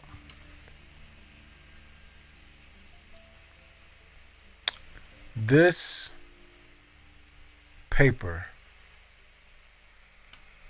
excuse me for one moment here.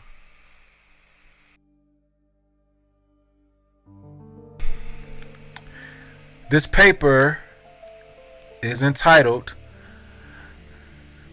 The History of African Gene Flow into Southern Europeans, Levantines, and Jews.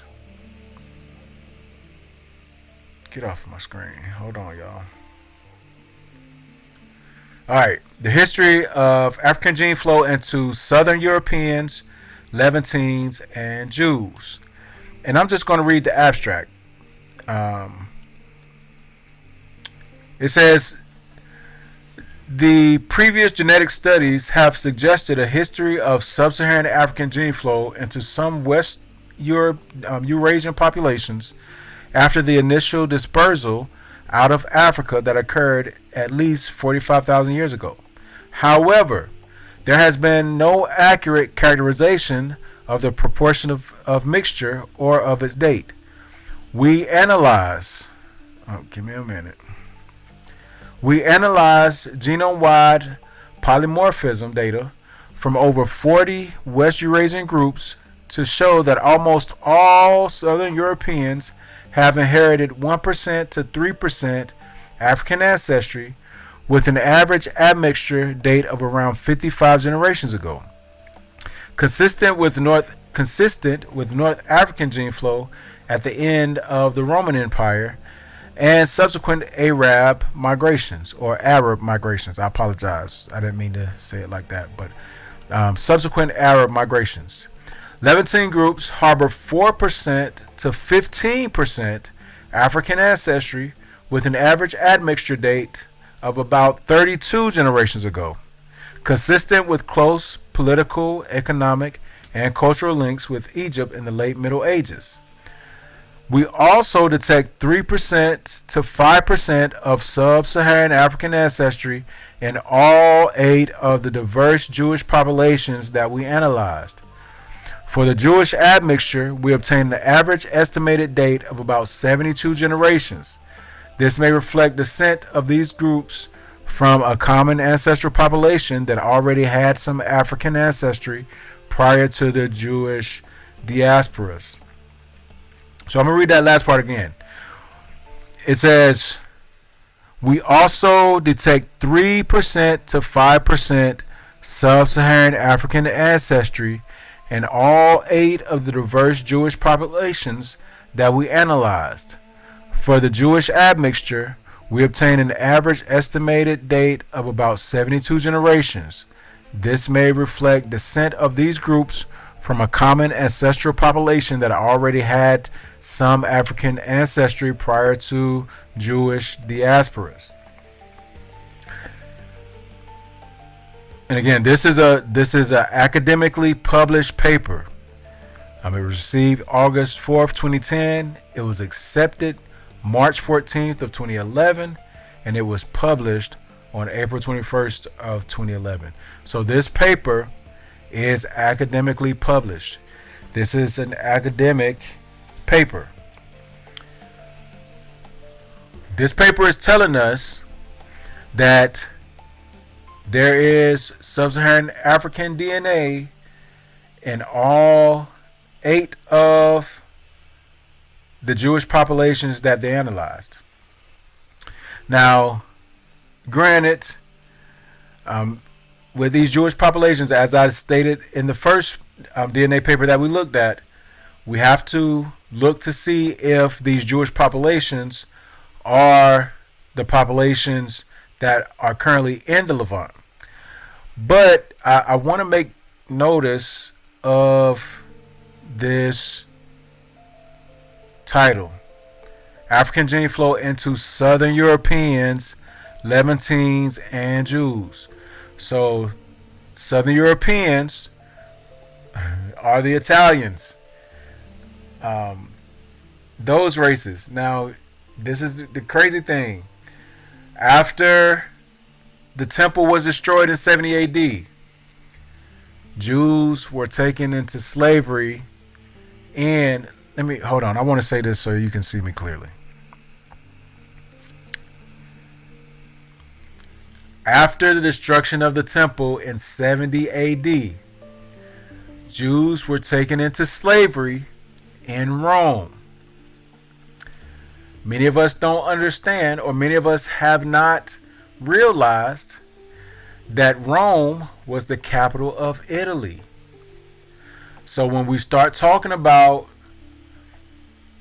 Rome, when we discuss the things of the Roman Empire, we are talking about the Roman Empire of Europe, which was in Italy. When we look at these papers and it tells us that there's that there's sub-Saharan African DNA in Southern Europe, and we look at the fact that there were Jews taken into slavery in Rome after 70 AD,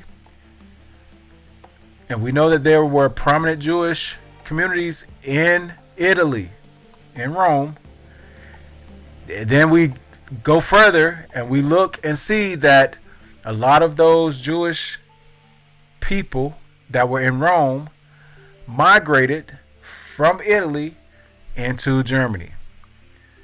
So when we're talking about the Rothschilds, when we're talking about the ghetto in Germany, when we're talking about those Jewish women, the most beautiful Jewish women who were taken into Germany on the Rhine, and these German soldiers gave them babies, impregnated them, I'll say it that way, and then left them to raise the children on their own.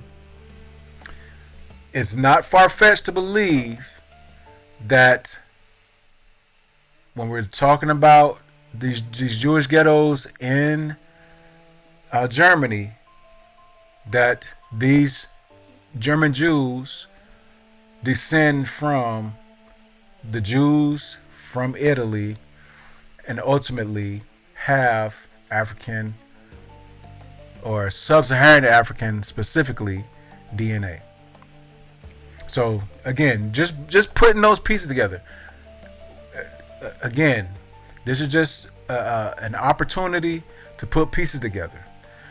I'm doing the best I can to show a full breakdown, to give full respect to our Ashkenazi Jewish brethren, because they get a bad shake when it comes to a lot of black people who believe that we are the Hebrews. There was a point in time, I won't tell a lie, that I was even questioning whether they were converts. But history bears out a different story. It tells us differently. It lets us know that these German Jews were not converts. But then when we go through the text and then we look at the DNA, we understand that although they weren't converts and although they're white looking, that they do have sub-Saharan DNA. Now, let's go back here. So when it comes to the Rothschilds, after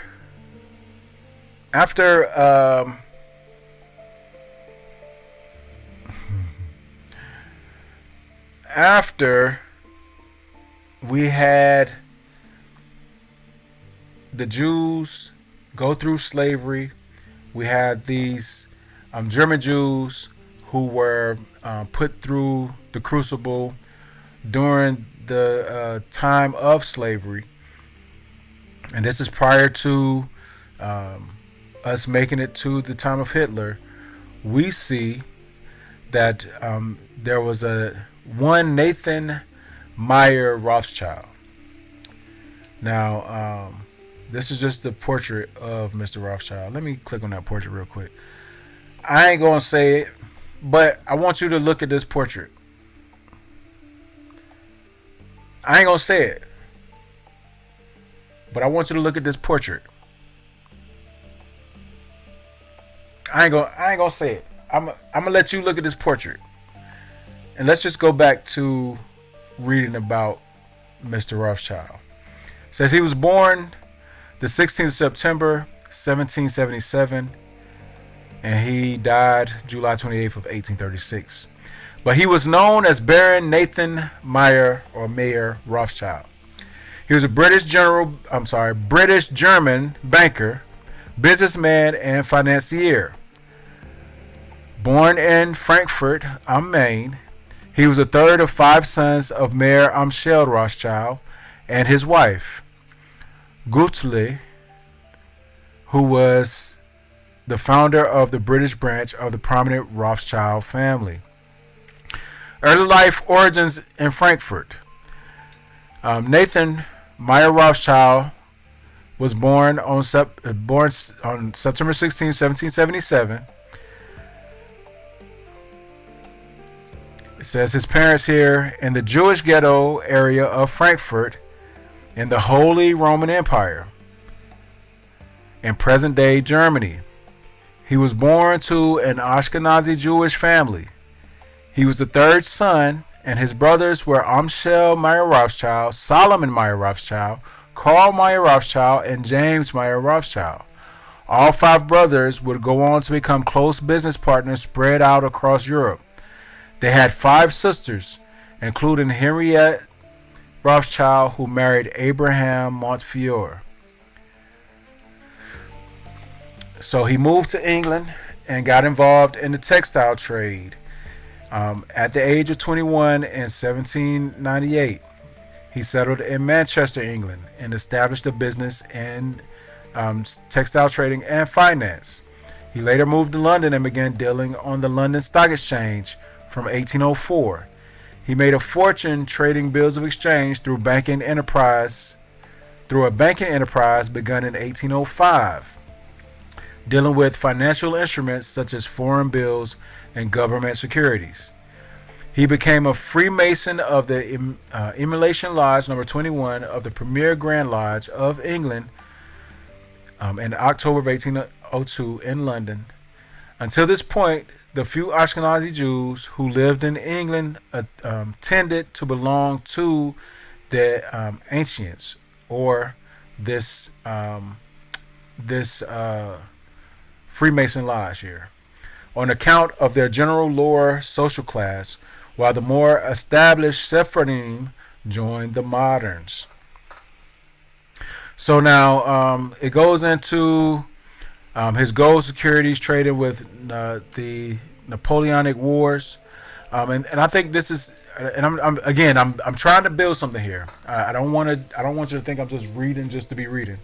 I'm building something here. I'm trying to get us to a point here. But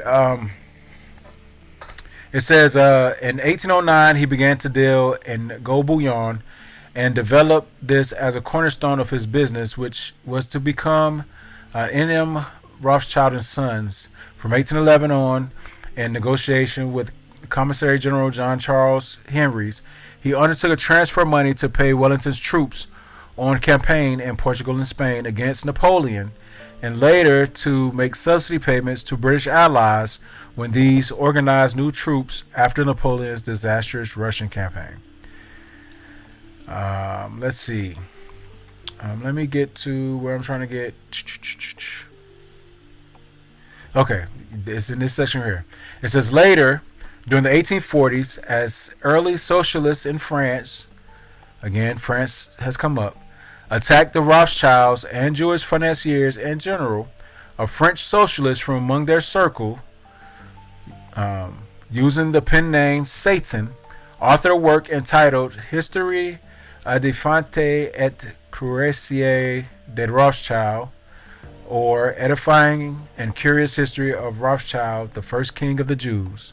Within it, he made claims about Nathan Meyer Rothschild, early knowledge of the outcome of the Battle of Waterloo, whose couriers delivered information about the victory back to London before the British cabinet itself knew, claiming that he used the knowledge to speculate on the London Stock Exchange and make a vast fortune by unfair advantage against other British stockholders, essentially defrauding them.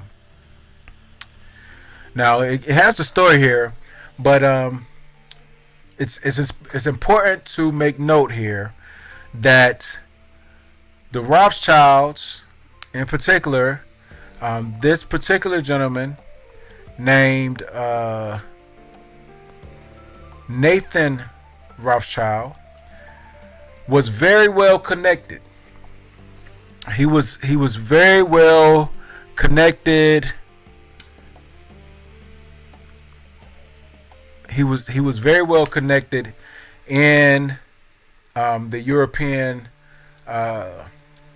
government because he was a financier. So he gave money for war supplies on this side. He gave money on that side. And the recounting of the Battle of Waterloo, it's not important because he made money. It's important because it said that he had the information about Napoleon's defeat before the government did. So that means he was well connected. He was able to relay information to the government on different war instances. Now, this particular Rothschild, let's see here. He had a grandson. Let's see. Is this the Rothschild? Is this his grandson that we're looking at here? Let's see. Nope. This is his son. This is his son. And I want us to look at what this book says. Again, this is that book, History of the Jews. Oh, I need to show you the book. I'm sorry. The History of the Jews from, let's see, The History of the Jews from the War with Rome to the present time is the name of this book. Let's see, what page is this?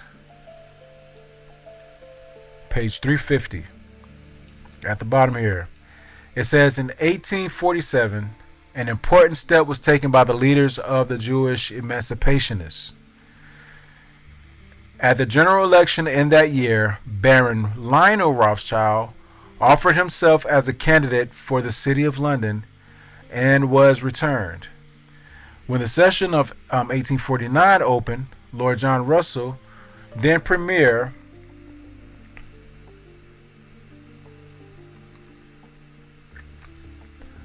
brought in a bill to omit from the parliamentary oath the words "on the true faith of a Christian," which rendered it impossible for a Jew to take it. The bill was carried by a majority of 66. It was then introduced into the House of Lords by the Earl of Carlisle, who urged that the Jews were now the only persons excluded from Parliament on account of their religious opinions, as uniformity of belief on religious subjects had ceased to be required as a condition of admission to the legislature. It was obviously unjust to exclude Jews on that ground.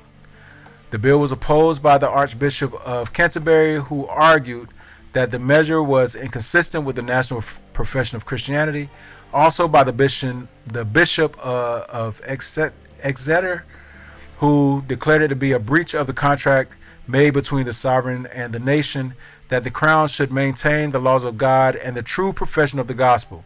On the other side, Archbishop Whately argued that the spirit of Christianity forbids us to require the imposition of civil penalties on those who differ from it. On a division, the bill was lost by a majority of 25. An attempt of a different character was now made to obtain the object desired. On the 26th of July, 1850, Baron Rothschild presented himself before the Speaker to take the necessary oath, and when the clerk presented the New Testament, he said, "I desire to be sworn on the Old Testament." Sir R. Inglis rose to oppose this suggestion. The Baron was ordered to withdraw, and a long debate ensued. The opinion of the law officer of the Crown having been taken, the House resolved that Baron Rothschild could not take the oath except in the ordinary manner prescribed by the law. It was agreed, however, that another bill should be introduced for the relief of the Jews in the ensuing session. This was accordingly done. The bill was brought in and carried through by a reduced majority and was then set up to the Lords, by whom it was, as before, thrown out. Its rejection was followed by a second attempt similar to that of Baron Rothschild in the preceding year. Let's just get to the next page here, because I want you to know that this was an attempt for the Jews to be accepted in the legislature, legislation body, or the executive body of the English government. Again, remember, Jews could not hold any type of office all throughout Europe. But here was an opportunity to grasp station or to hold position in government.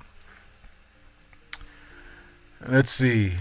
It says, from the time until 1858, bills were repeatedly brought into the lower house and passed by majorities, sometimes larger, sometimes smaller, until the year above named, when under a conservative government, the Commons admitted the Jews by a resolution setting aside the standing order of the House, and Baron Rothschild took his seat as the first Jewish member. In 1860, a bill was passed through both houses, allowing the Jews to omit from the parliamentary oath the words "on the true faith of Christians."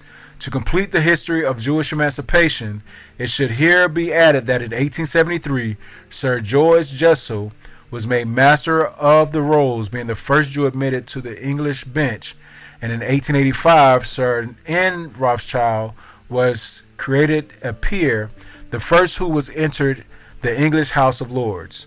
No Jew has as yet been a cabinet minister, but it is obvious that whenever it shall serve the interests of the party, which has for the time a predominance in country, to make a Jew Lord Chancellor, or one of the Secretaries of State, or even Premier, there will be no legal obstacle, and probably no opposition offered to such measures.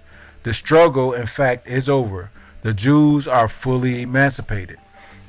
So here we see that Jews in Europe after the 1800s have now found their way into government. And again, this is just trying to show the full story of the Jews, ultimately trying to see how we get to the place where we are today. Because it's one thing to say that these people are not real Jews when they have certain customs. Granted, the Chassidim or the Hasidic Jews come from, excuse me, that came out, I'm sorry, that came out of nowhere. But the Hasidic Jews come from a history of one who was considered an imposter, but his father was a rabbi. Now, this could be because he was converted, or it could be because he was in fact descended from a Jew who had migrated to the land of Poland. It doesn't give us that understanding, but when it comes to the sect itself, we understand that when they merge with the German Jews, we get this distinction of Ashkenazi Jews, and that in order to become a Jew, you have to be born to a Jewish mother. So I'm just trying to put everything in order for us so that we can stop calling these Jews Khazars, so we can stop looking at them as imposters, not so that we can focus on them per se, but so that we can begin focusing on our group, our community, to better ourselves. Because it's when you stop being bogged down by what you think you're being oppressed by that you begin finding out that it's now that you're now able to look into other things. And that, again, that's not to disrespect the Ashkenazim at all. That's just to say that their history is their history. Our history is our history. There have been points in history when we've had a collective history, but as in the state of affairs as they are today, those histories are not collective. In fact, we are seen as outsiders, as just Africans. When history is showing us, DNA is showing us, science is showing us that they also contain that African, sub-Saharan African DNA. But I digress. So we looked at Lionel Rothschild, who was the son of Nathan Rothschild. But the son Lionel was able to get the Rothschilds accepted into government. Let us now take a look at the grandson, Lionel Day Rothschild, born in 1882. Let me show you this picture. Just look at that picture. Excuse me. Look at this picture of Lionel Day Rothschild. It says this is the Exbury House. I don't know the history of the Exbury House, so I don't even know that's there. But maybe his story will tell us about it. But this is Lionel Day Rothschild. Lionel Day Rothschild. All right. So, how do we get out of here? All right. Let's read about him. Major Lionel Nathan Day Rothschild. Born January 25th, 1882. Died January 28th, 1942. He was a British banker and conservative politician, best remembered as the creator of Exbury Gardens by the New Forest in Hampshire. So that's where Exbury comes from. He was the creator. He was a part of the prominent Rothschild banking family of England. In 1910, he was elected to the House of Commons. In 1917, he founded the Anti-Zionist League of British Jews. This is fascinating. Oh, give me a second here.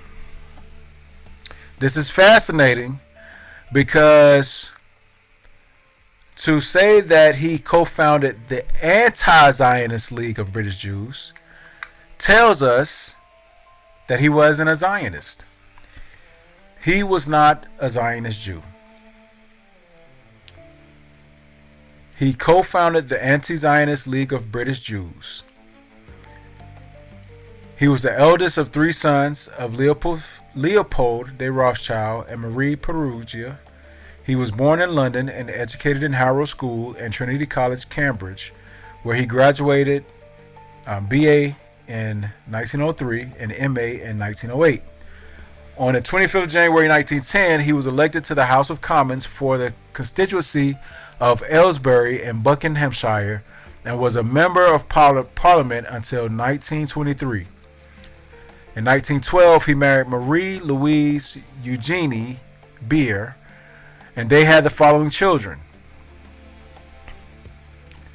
See their children's names right there. It says in World War I, at the outbreak of World War I, Lionel's younger brother, Evelyn, and Anthony both joined the British Army. However, as the eldest son, he was needed as the heir to take over the family's N.M. Rothschild and Sons banking house. Much of his frustration, Lionel had no choice but to remain at home. So he wanted to go to war with his brothers, but he had to stay at home because he had work to do. When Britain entered the war in August 1914, Lionel had already been promoted from captain to major in the Royal Buckinghamshire Yeomanry. As the government recognized that many Jews yet had not been established or enlisted in military service, a central Jewish recruiting committee was established in December 1915. Its office was located at the Rothschilds' new court, which was colloquially known as Rothschild's Recruiting Office. While Lionel was appointed vice chairman, chairman was Edmund Sebag Montefiore. In 1917, he co-founded and headed the Anti-Zionist League of British Jews.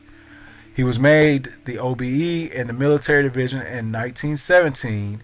He retired from the regiment in 1921. Both his brothers were wounded in battle, and brother Evelyn died of combat injuries suffered at the 1917 Battle of Moga Ridge.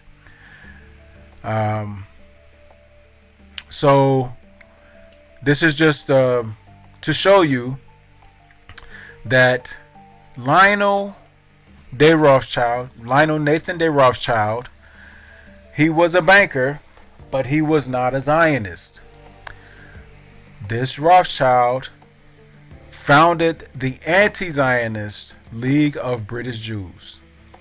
Again, this is Jewish history, so this is not in any way trying to sully or soil the Ashkenazi name. This is just going over the history of the Jews. And again, I'm going somewhere. It's taken me a while. We've been here quite a long time, but I'm almost done. So this is where the plot thickens, because there was another Lionel Rothschild that history tells us about that is prominent, especially in Hebrew Israelite history or circles. And this history, let's see, is about Lionel Walter Rothschild.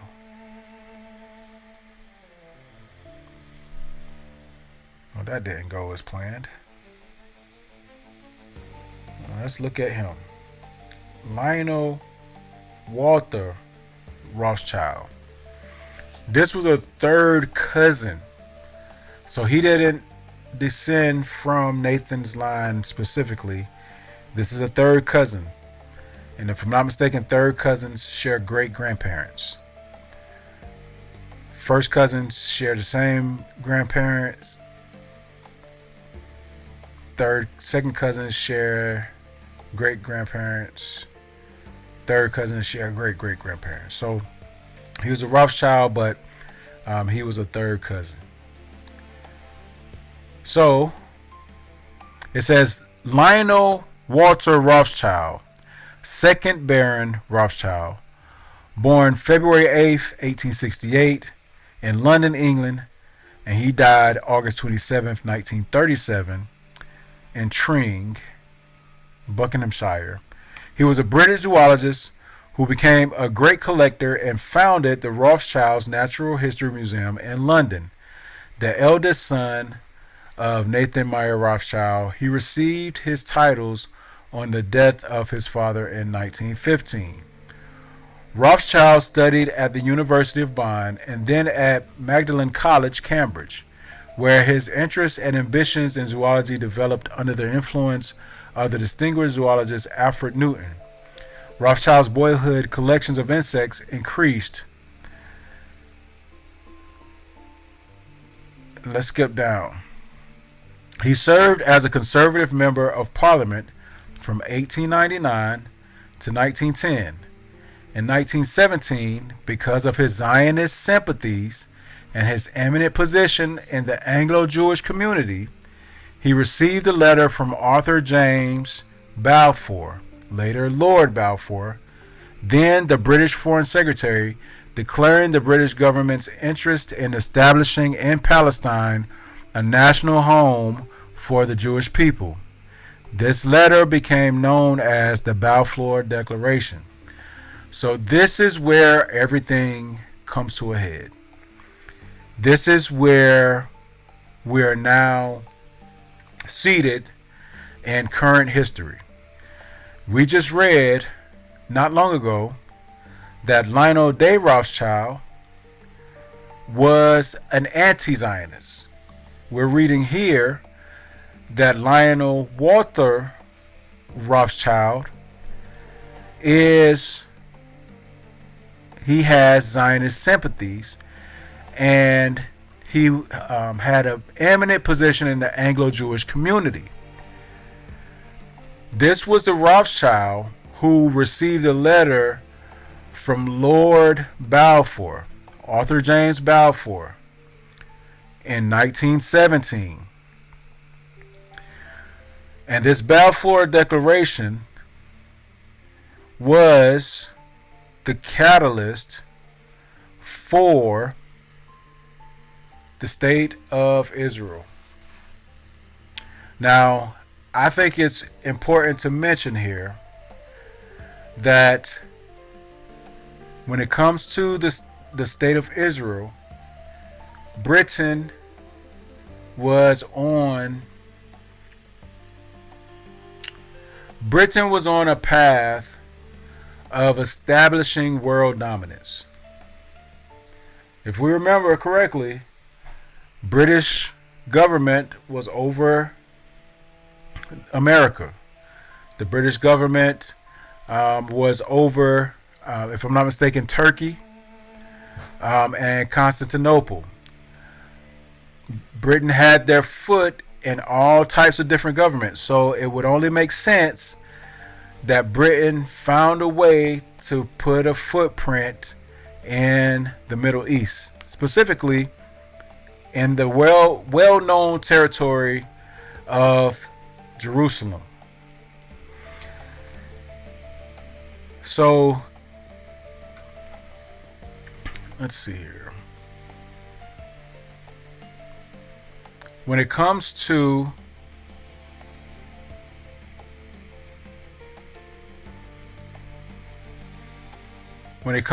Britain making some headway, it says Selig Brodetsky, he was a member of the World Zionist Executive, the president of the Board of Deputies of the British Jews, and the second president of the Hebrew University of Jerusalem. the second president of the Hebrew University of Jerusalem.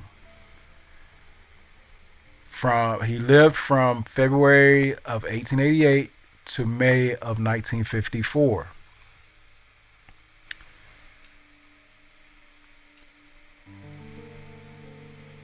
It tells of his birth in 1908. He completed his studies with highest honors, being senior wrangler to the distress of the conservative press, which was forced to recognize that a son of immigrants surpassed all the local students. The news and scholarship enabled him to study at Leipzig University, where he was awarded a doctorate in 1913. His dissertation dwelt with the gravitational field. In 1919, he married Mary Berenblum, whose family had recently immigrated from Belgium, where her father had been a diamond merchant in Antwerp. They had two children, Paul Adelaide, in 1924 and 1927. Let's see. So, this gentleman, he was also a world Zionist. And this is how we get the merger of these two different Jewish agencies in Europe. So let's go back to that Balfour Declaration. Did I say it right? Balfour Declaration. It says the Balfour Declaration was a statement of British support for the establishment in Palestine of a national home for the Jewish people.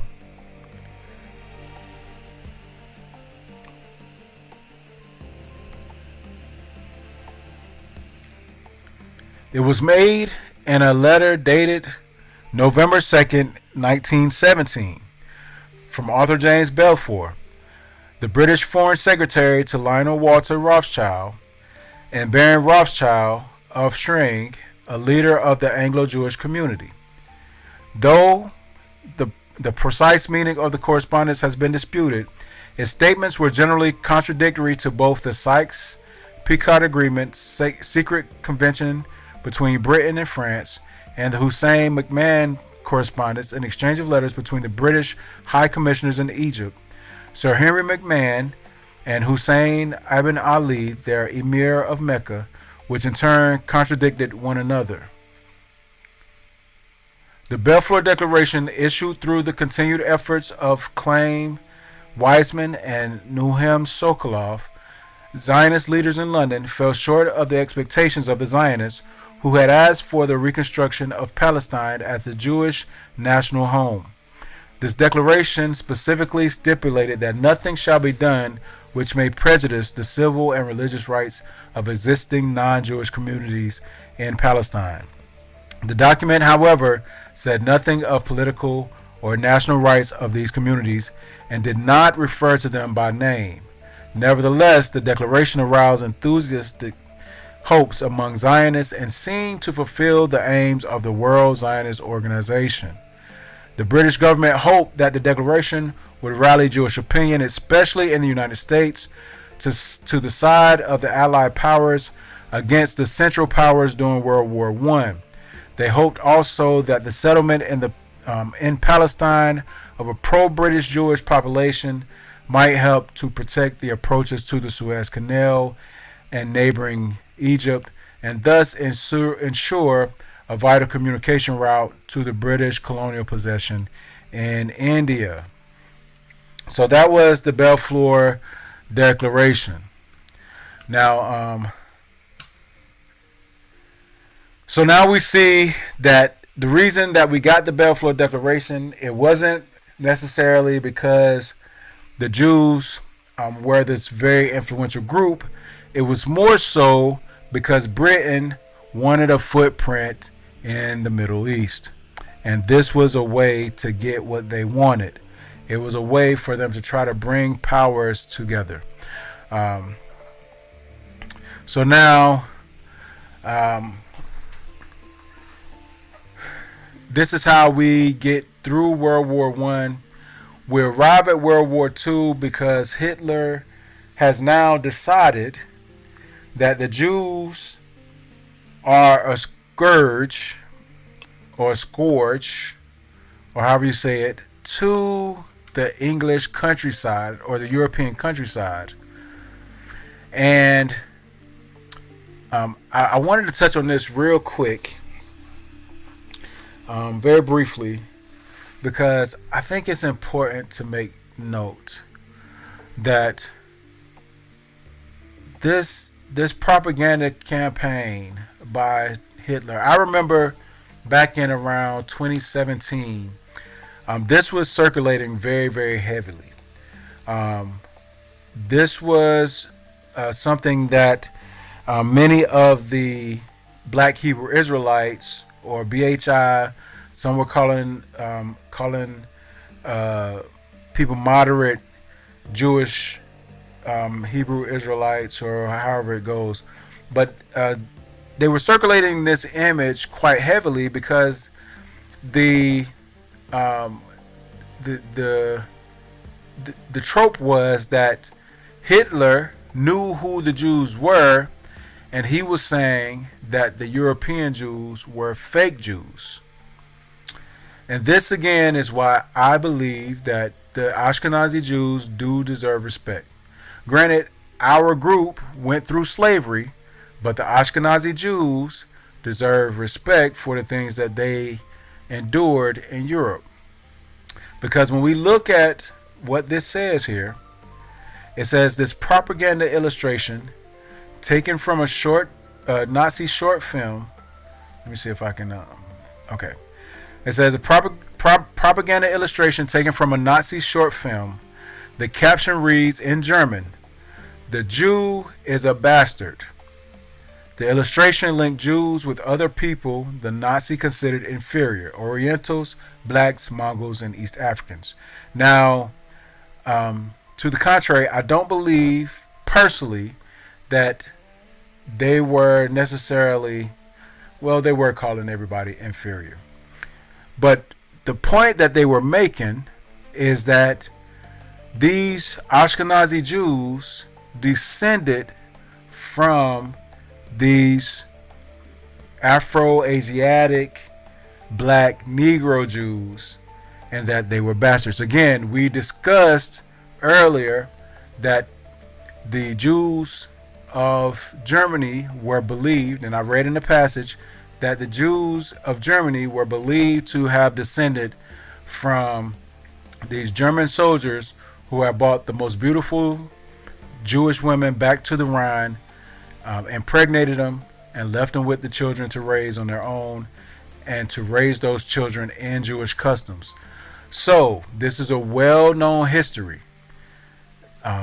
Hitler was German, so he was calling these Ashkenazi Jews bastards because they were left by their fathers to be raised by these Jewish mothers, and that they descend from these black Jews who had been in Europe throughout history.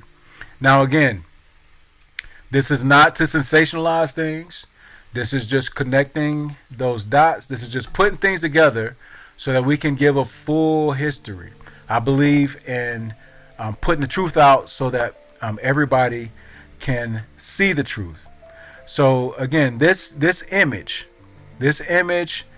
that it circulated for quite a while, and a lot of people, like I said, people were claiming Hitler knew who the Jews were, and he was saying that the white Ashkenazi Jews were imposters, but no, he was saying that these Jews were bastards, and that they descend from the Jews that had been expelled previously, and that their blood was still in Europe, and that they needed to be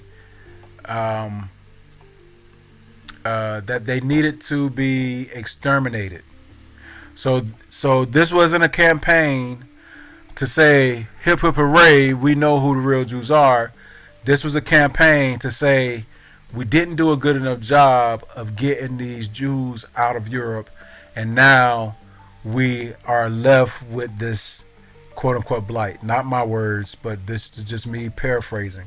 So this was a propaganda effort to turn the Europeans against those Ashkenazi Jews. Again, this is why the Jews need respect, because they did endure.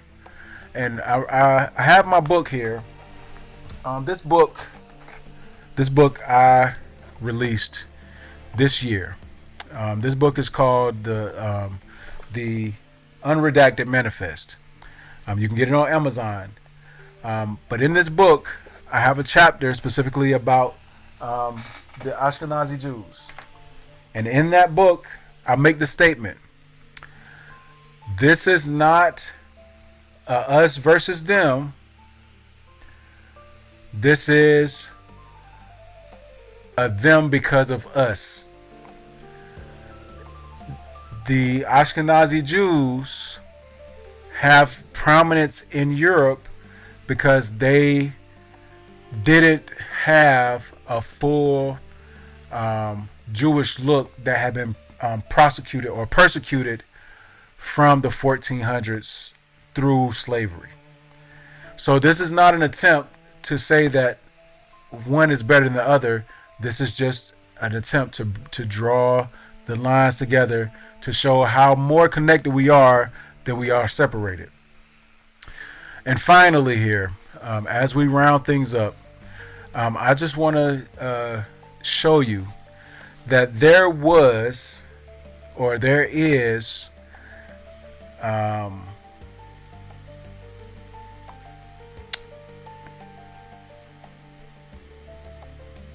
there is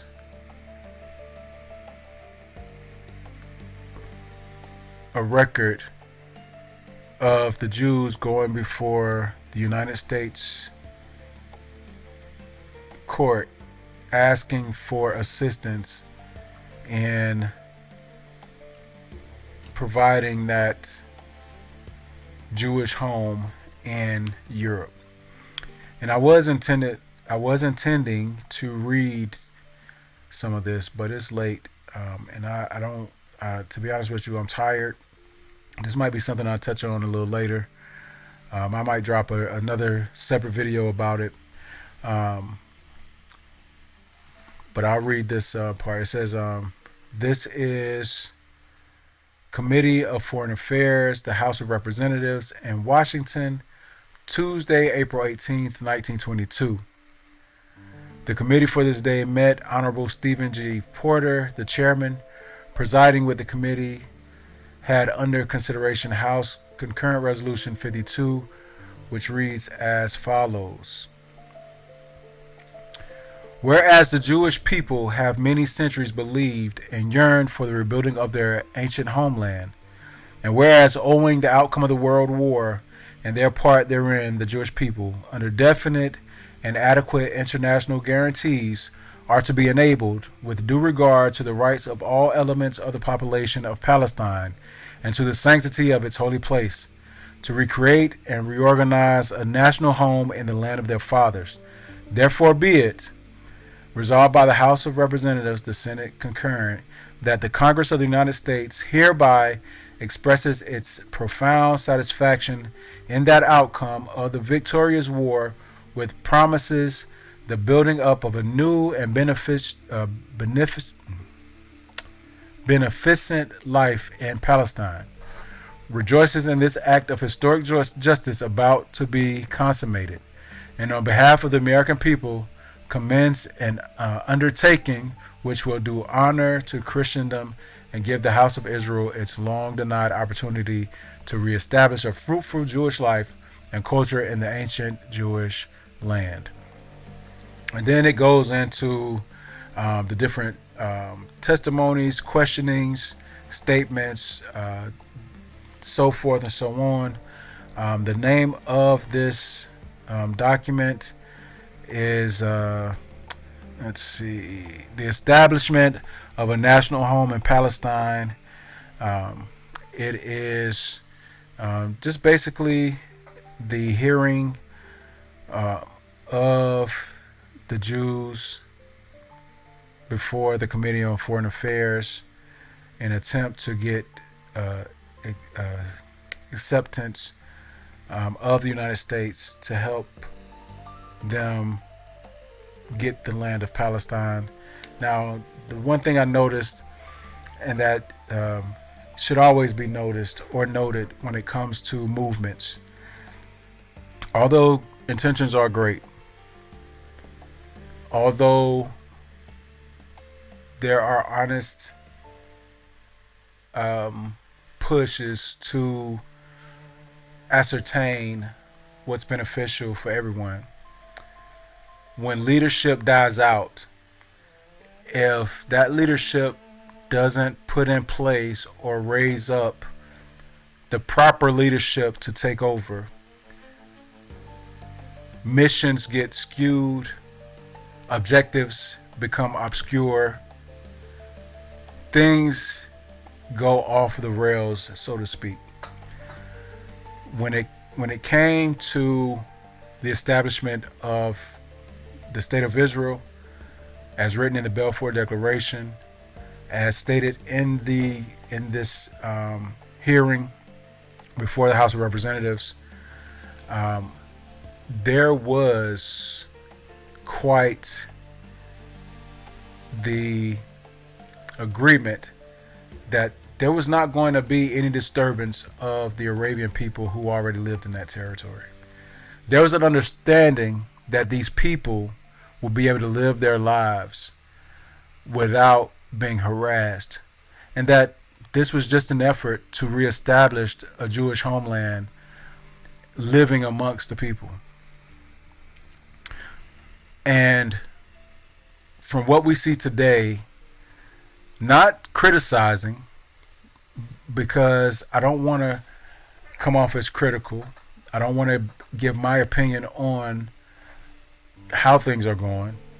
But as we can see today, there has been an objective made, or an objective push presented to extend or expand this territory of the Jewish homeland.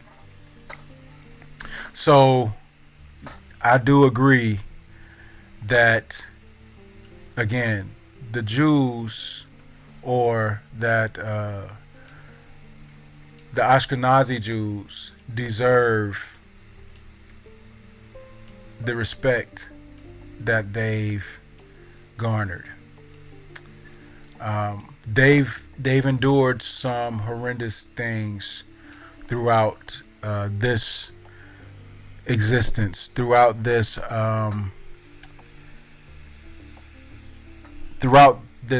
history of sorts, especially throughout the 20th century. Now, here we are all together.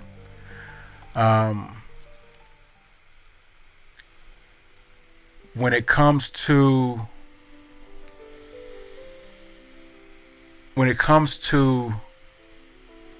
our group and their group, we find ourselves miles apart, seemingly worlds divided. At times, their noses turned up at us, being the blacks written off since the earliest times in history. Known as slaves to Europe since the Council of Toledo in 694. Them initially overlooked because of their resemblance to the populace, but declaring our suffering as miles apart from theirs, because to many of them as well, all we are is slaves, despite those who marched with us during our fight to have the basic civil rights in this nation. Because of a history built on being accepted by society, we've been completely disregarded. So when we begin seeing ourselves in history, instead of having conversations about us being erased or hidden through sanitation of the story, It's commanded that the slaves remain quiet. There's no room for us. The largest rub being that DNA parses out the reality that these connections are not just theories. They're proven. So yes, the Ashkenazi Jews do deserve respect. But so do we. We've all been outcast for millennia. But for the last 400 years, we have had to fight to come up from underneath the waves of oppression, only to be forced right back under as soon as it seems as if we're beginning to settle and catch our breaths. Again, God sees all. No amount of trying to wish him away or working of magic spells with trinkets and amulets can control the Creator at all. God is not a genie.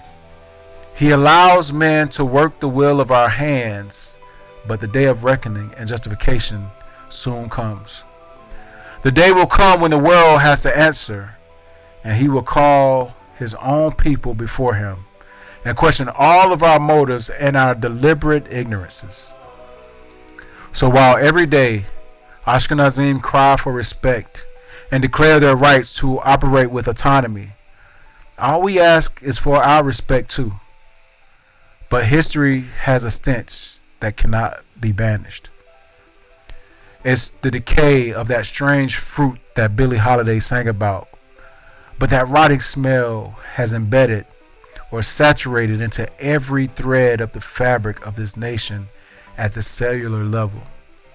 The same fruit that to this very day randomly shows up on trees in the South.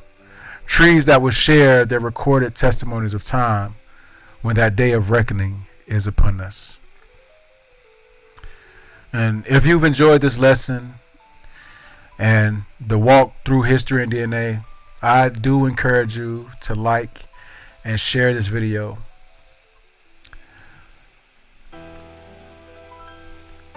Subscribe to the channel and leave a comment in the comment section. You know, let's have the discussion. But again, thank you for joining me here at the Ready Brew. It was a long time and it was a good night, but at any rate, I really do appreciate you. I thank you for watching things on the playback. But in the meantime, peace.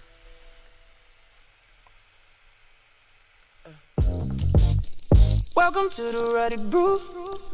This is the place you need to be. Here at the Ready Brew, I know just what you need to see.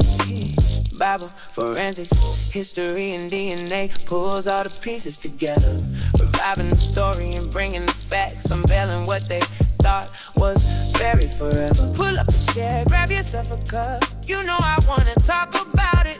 Let's go.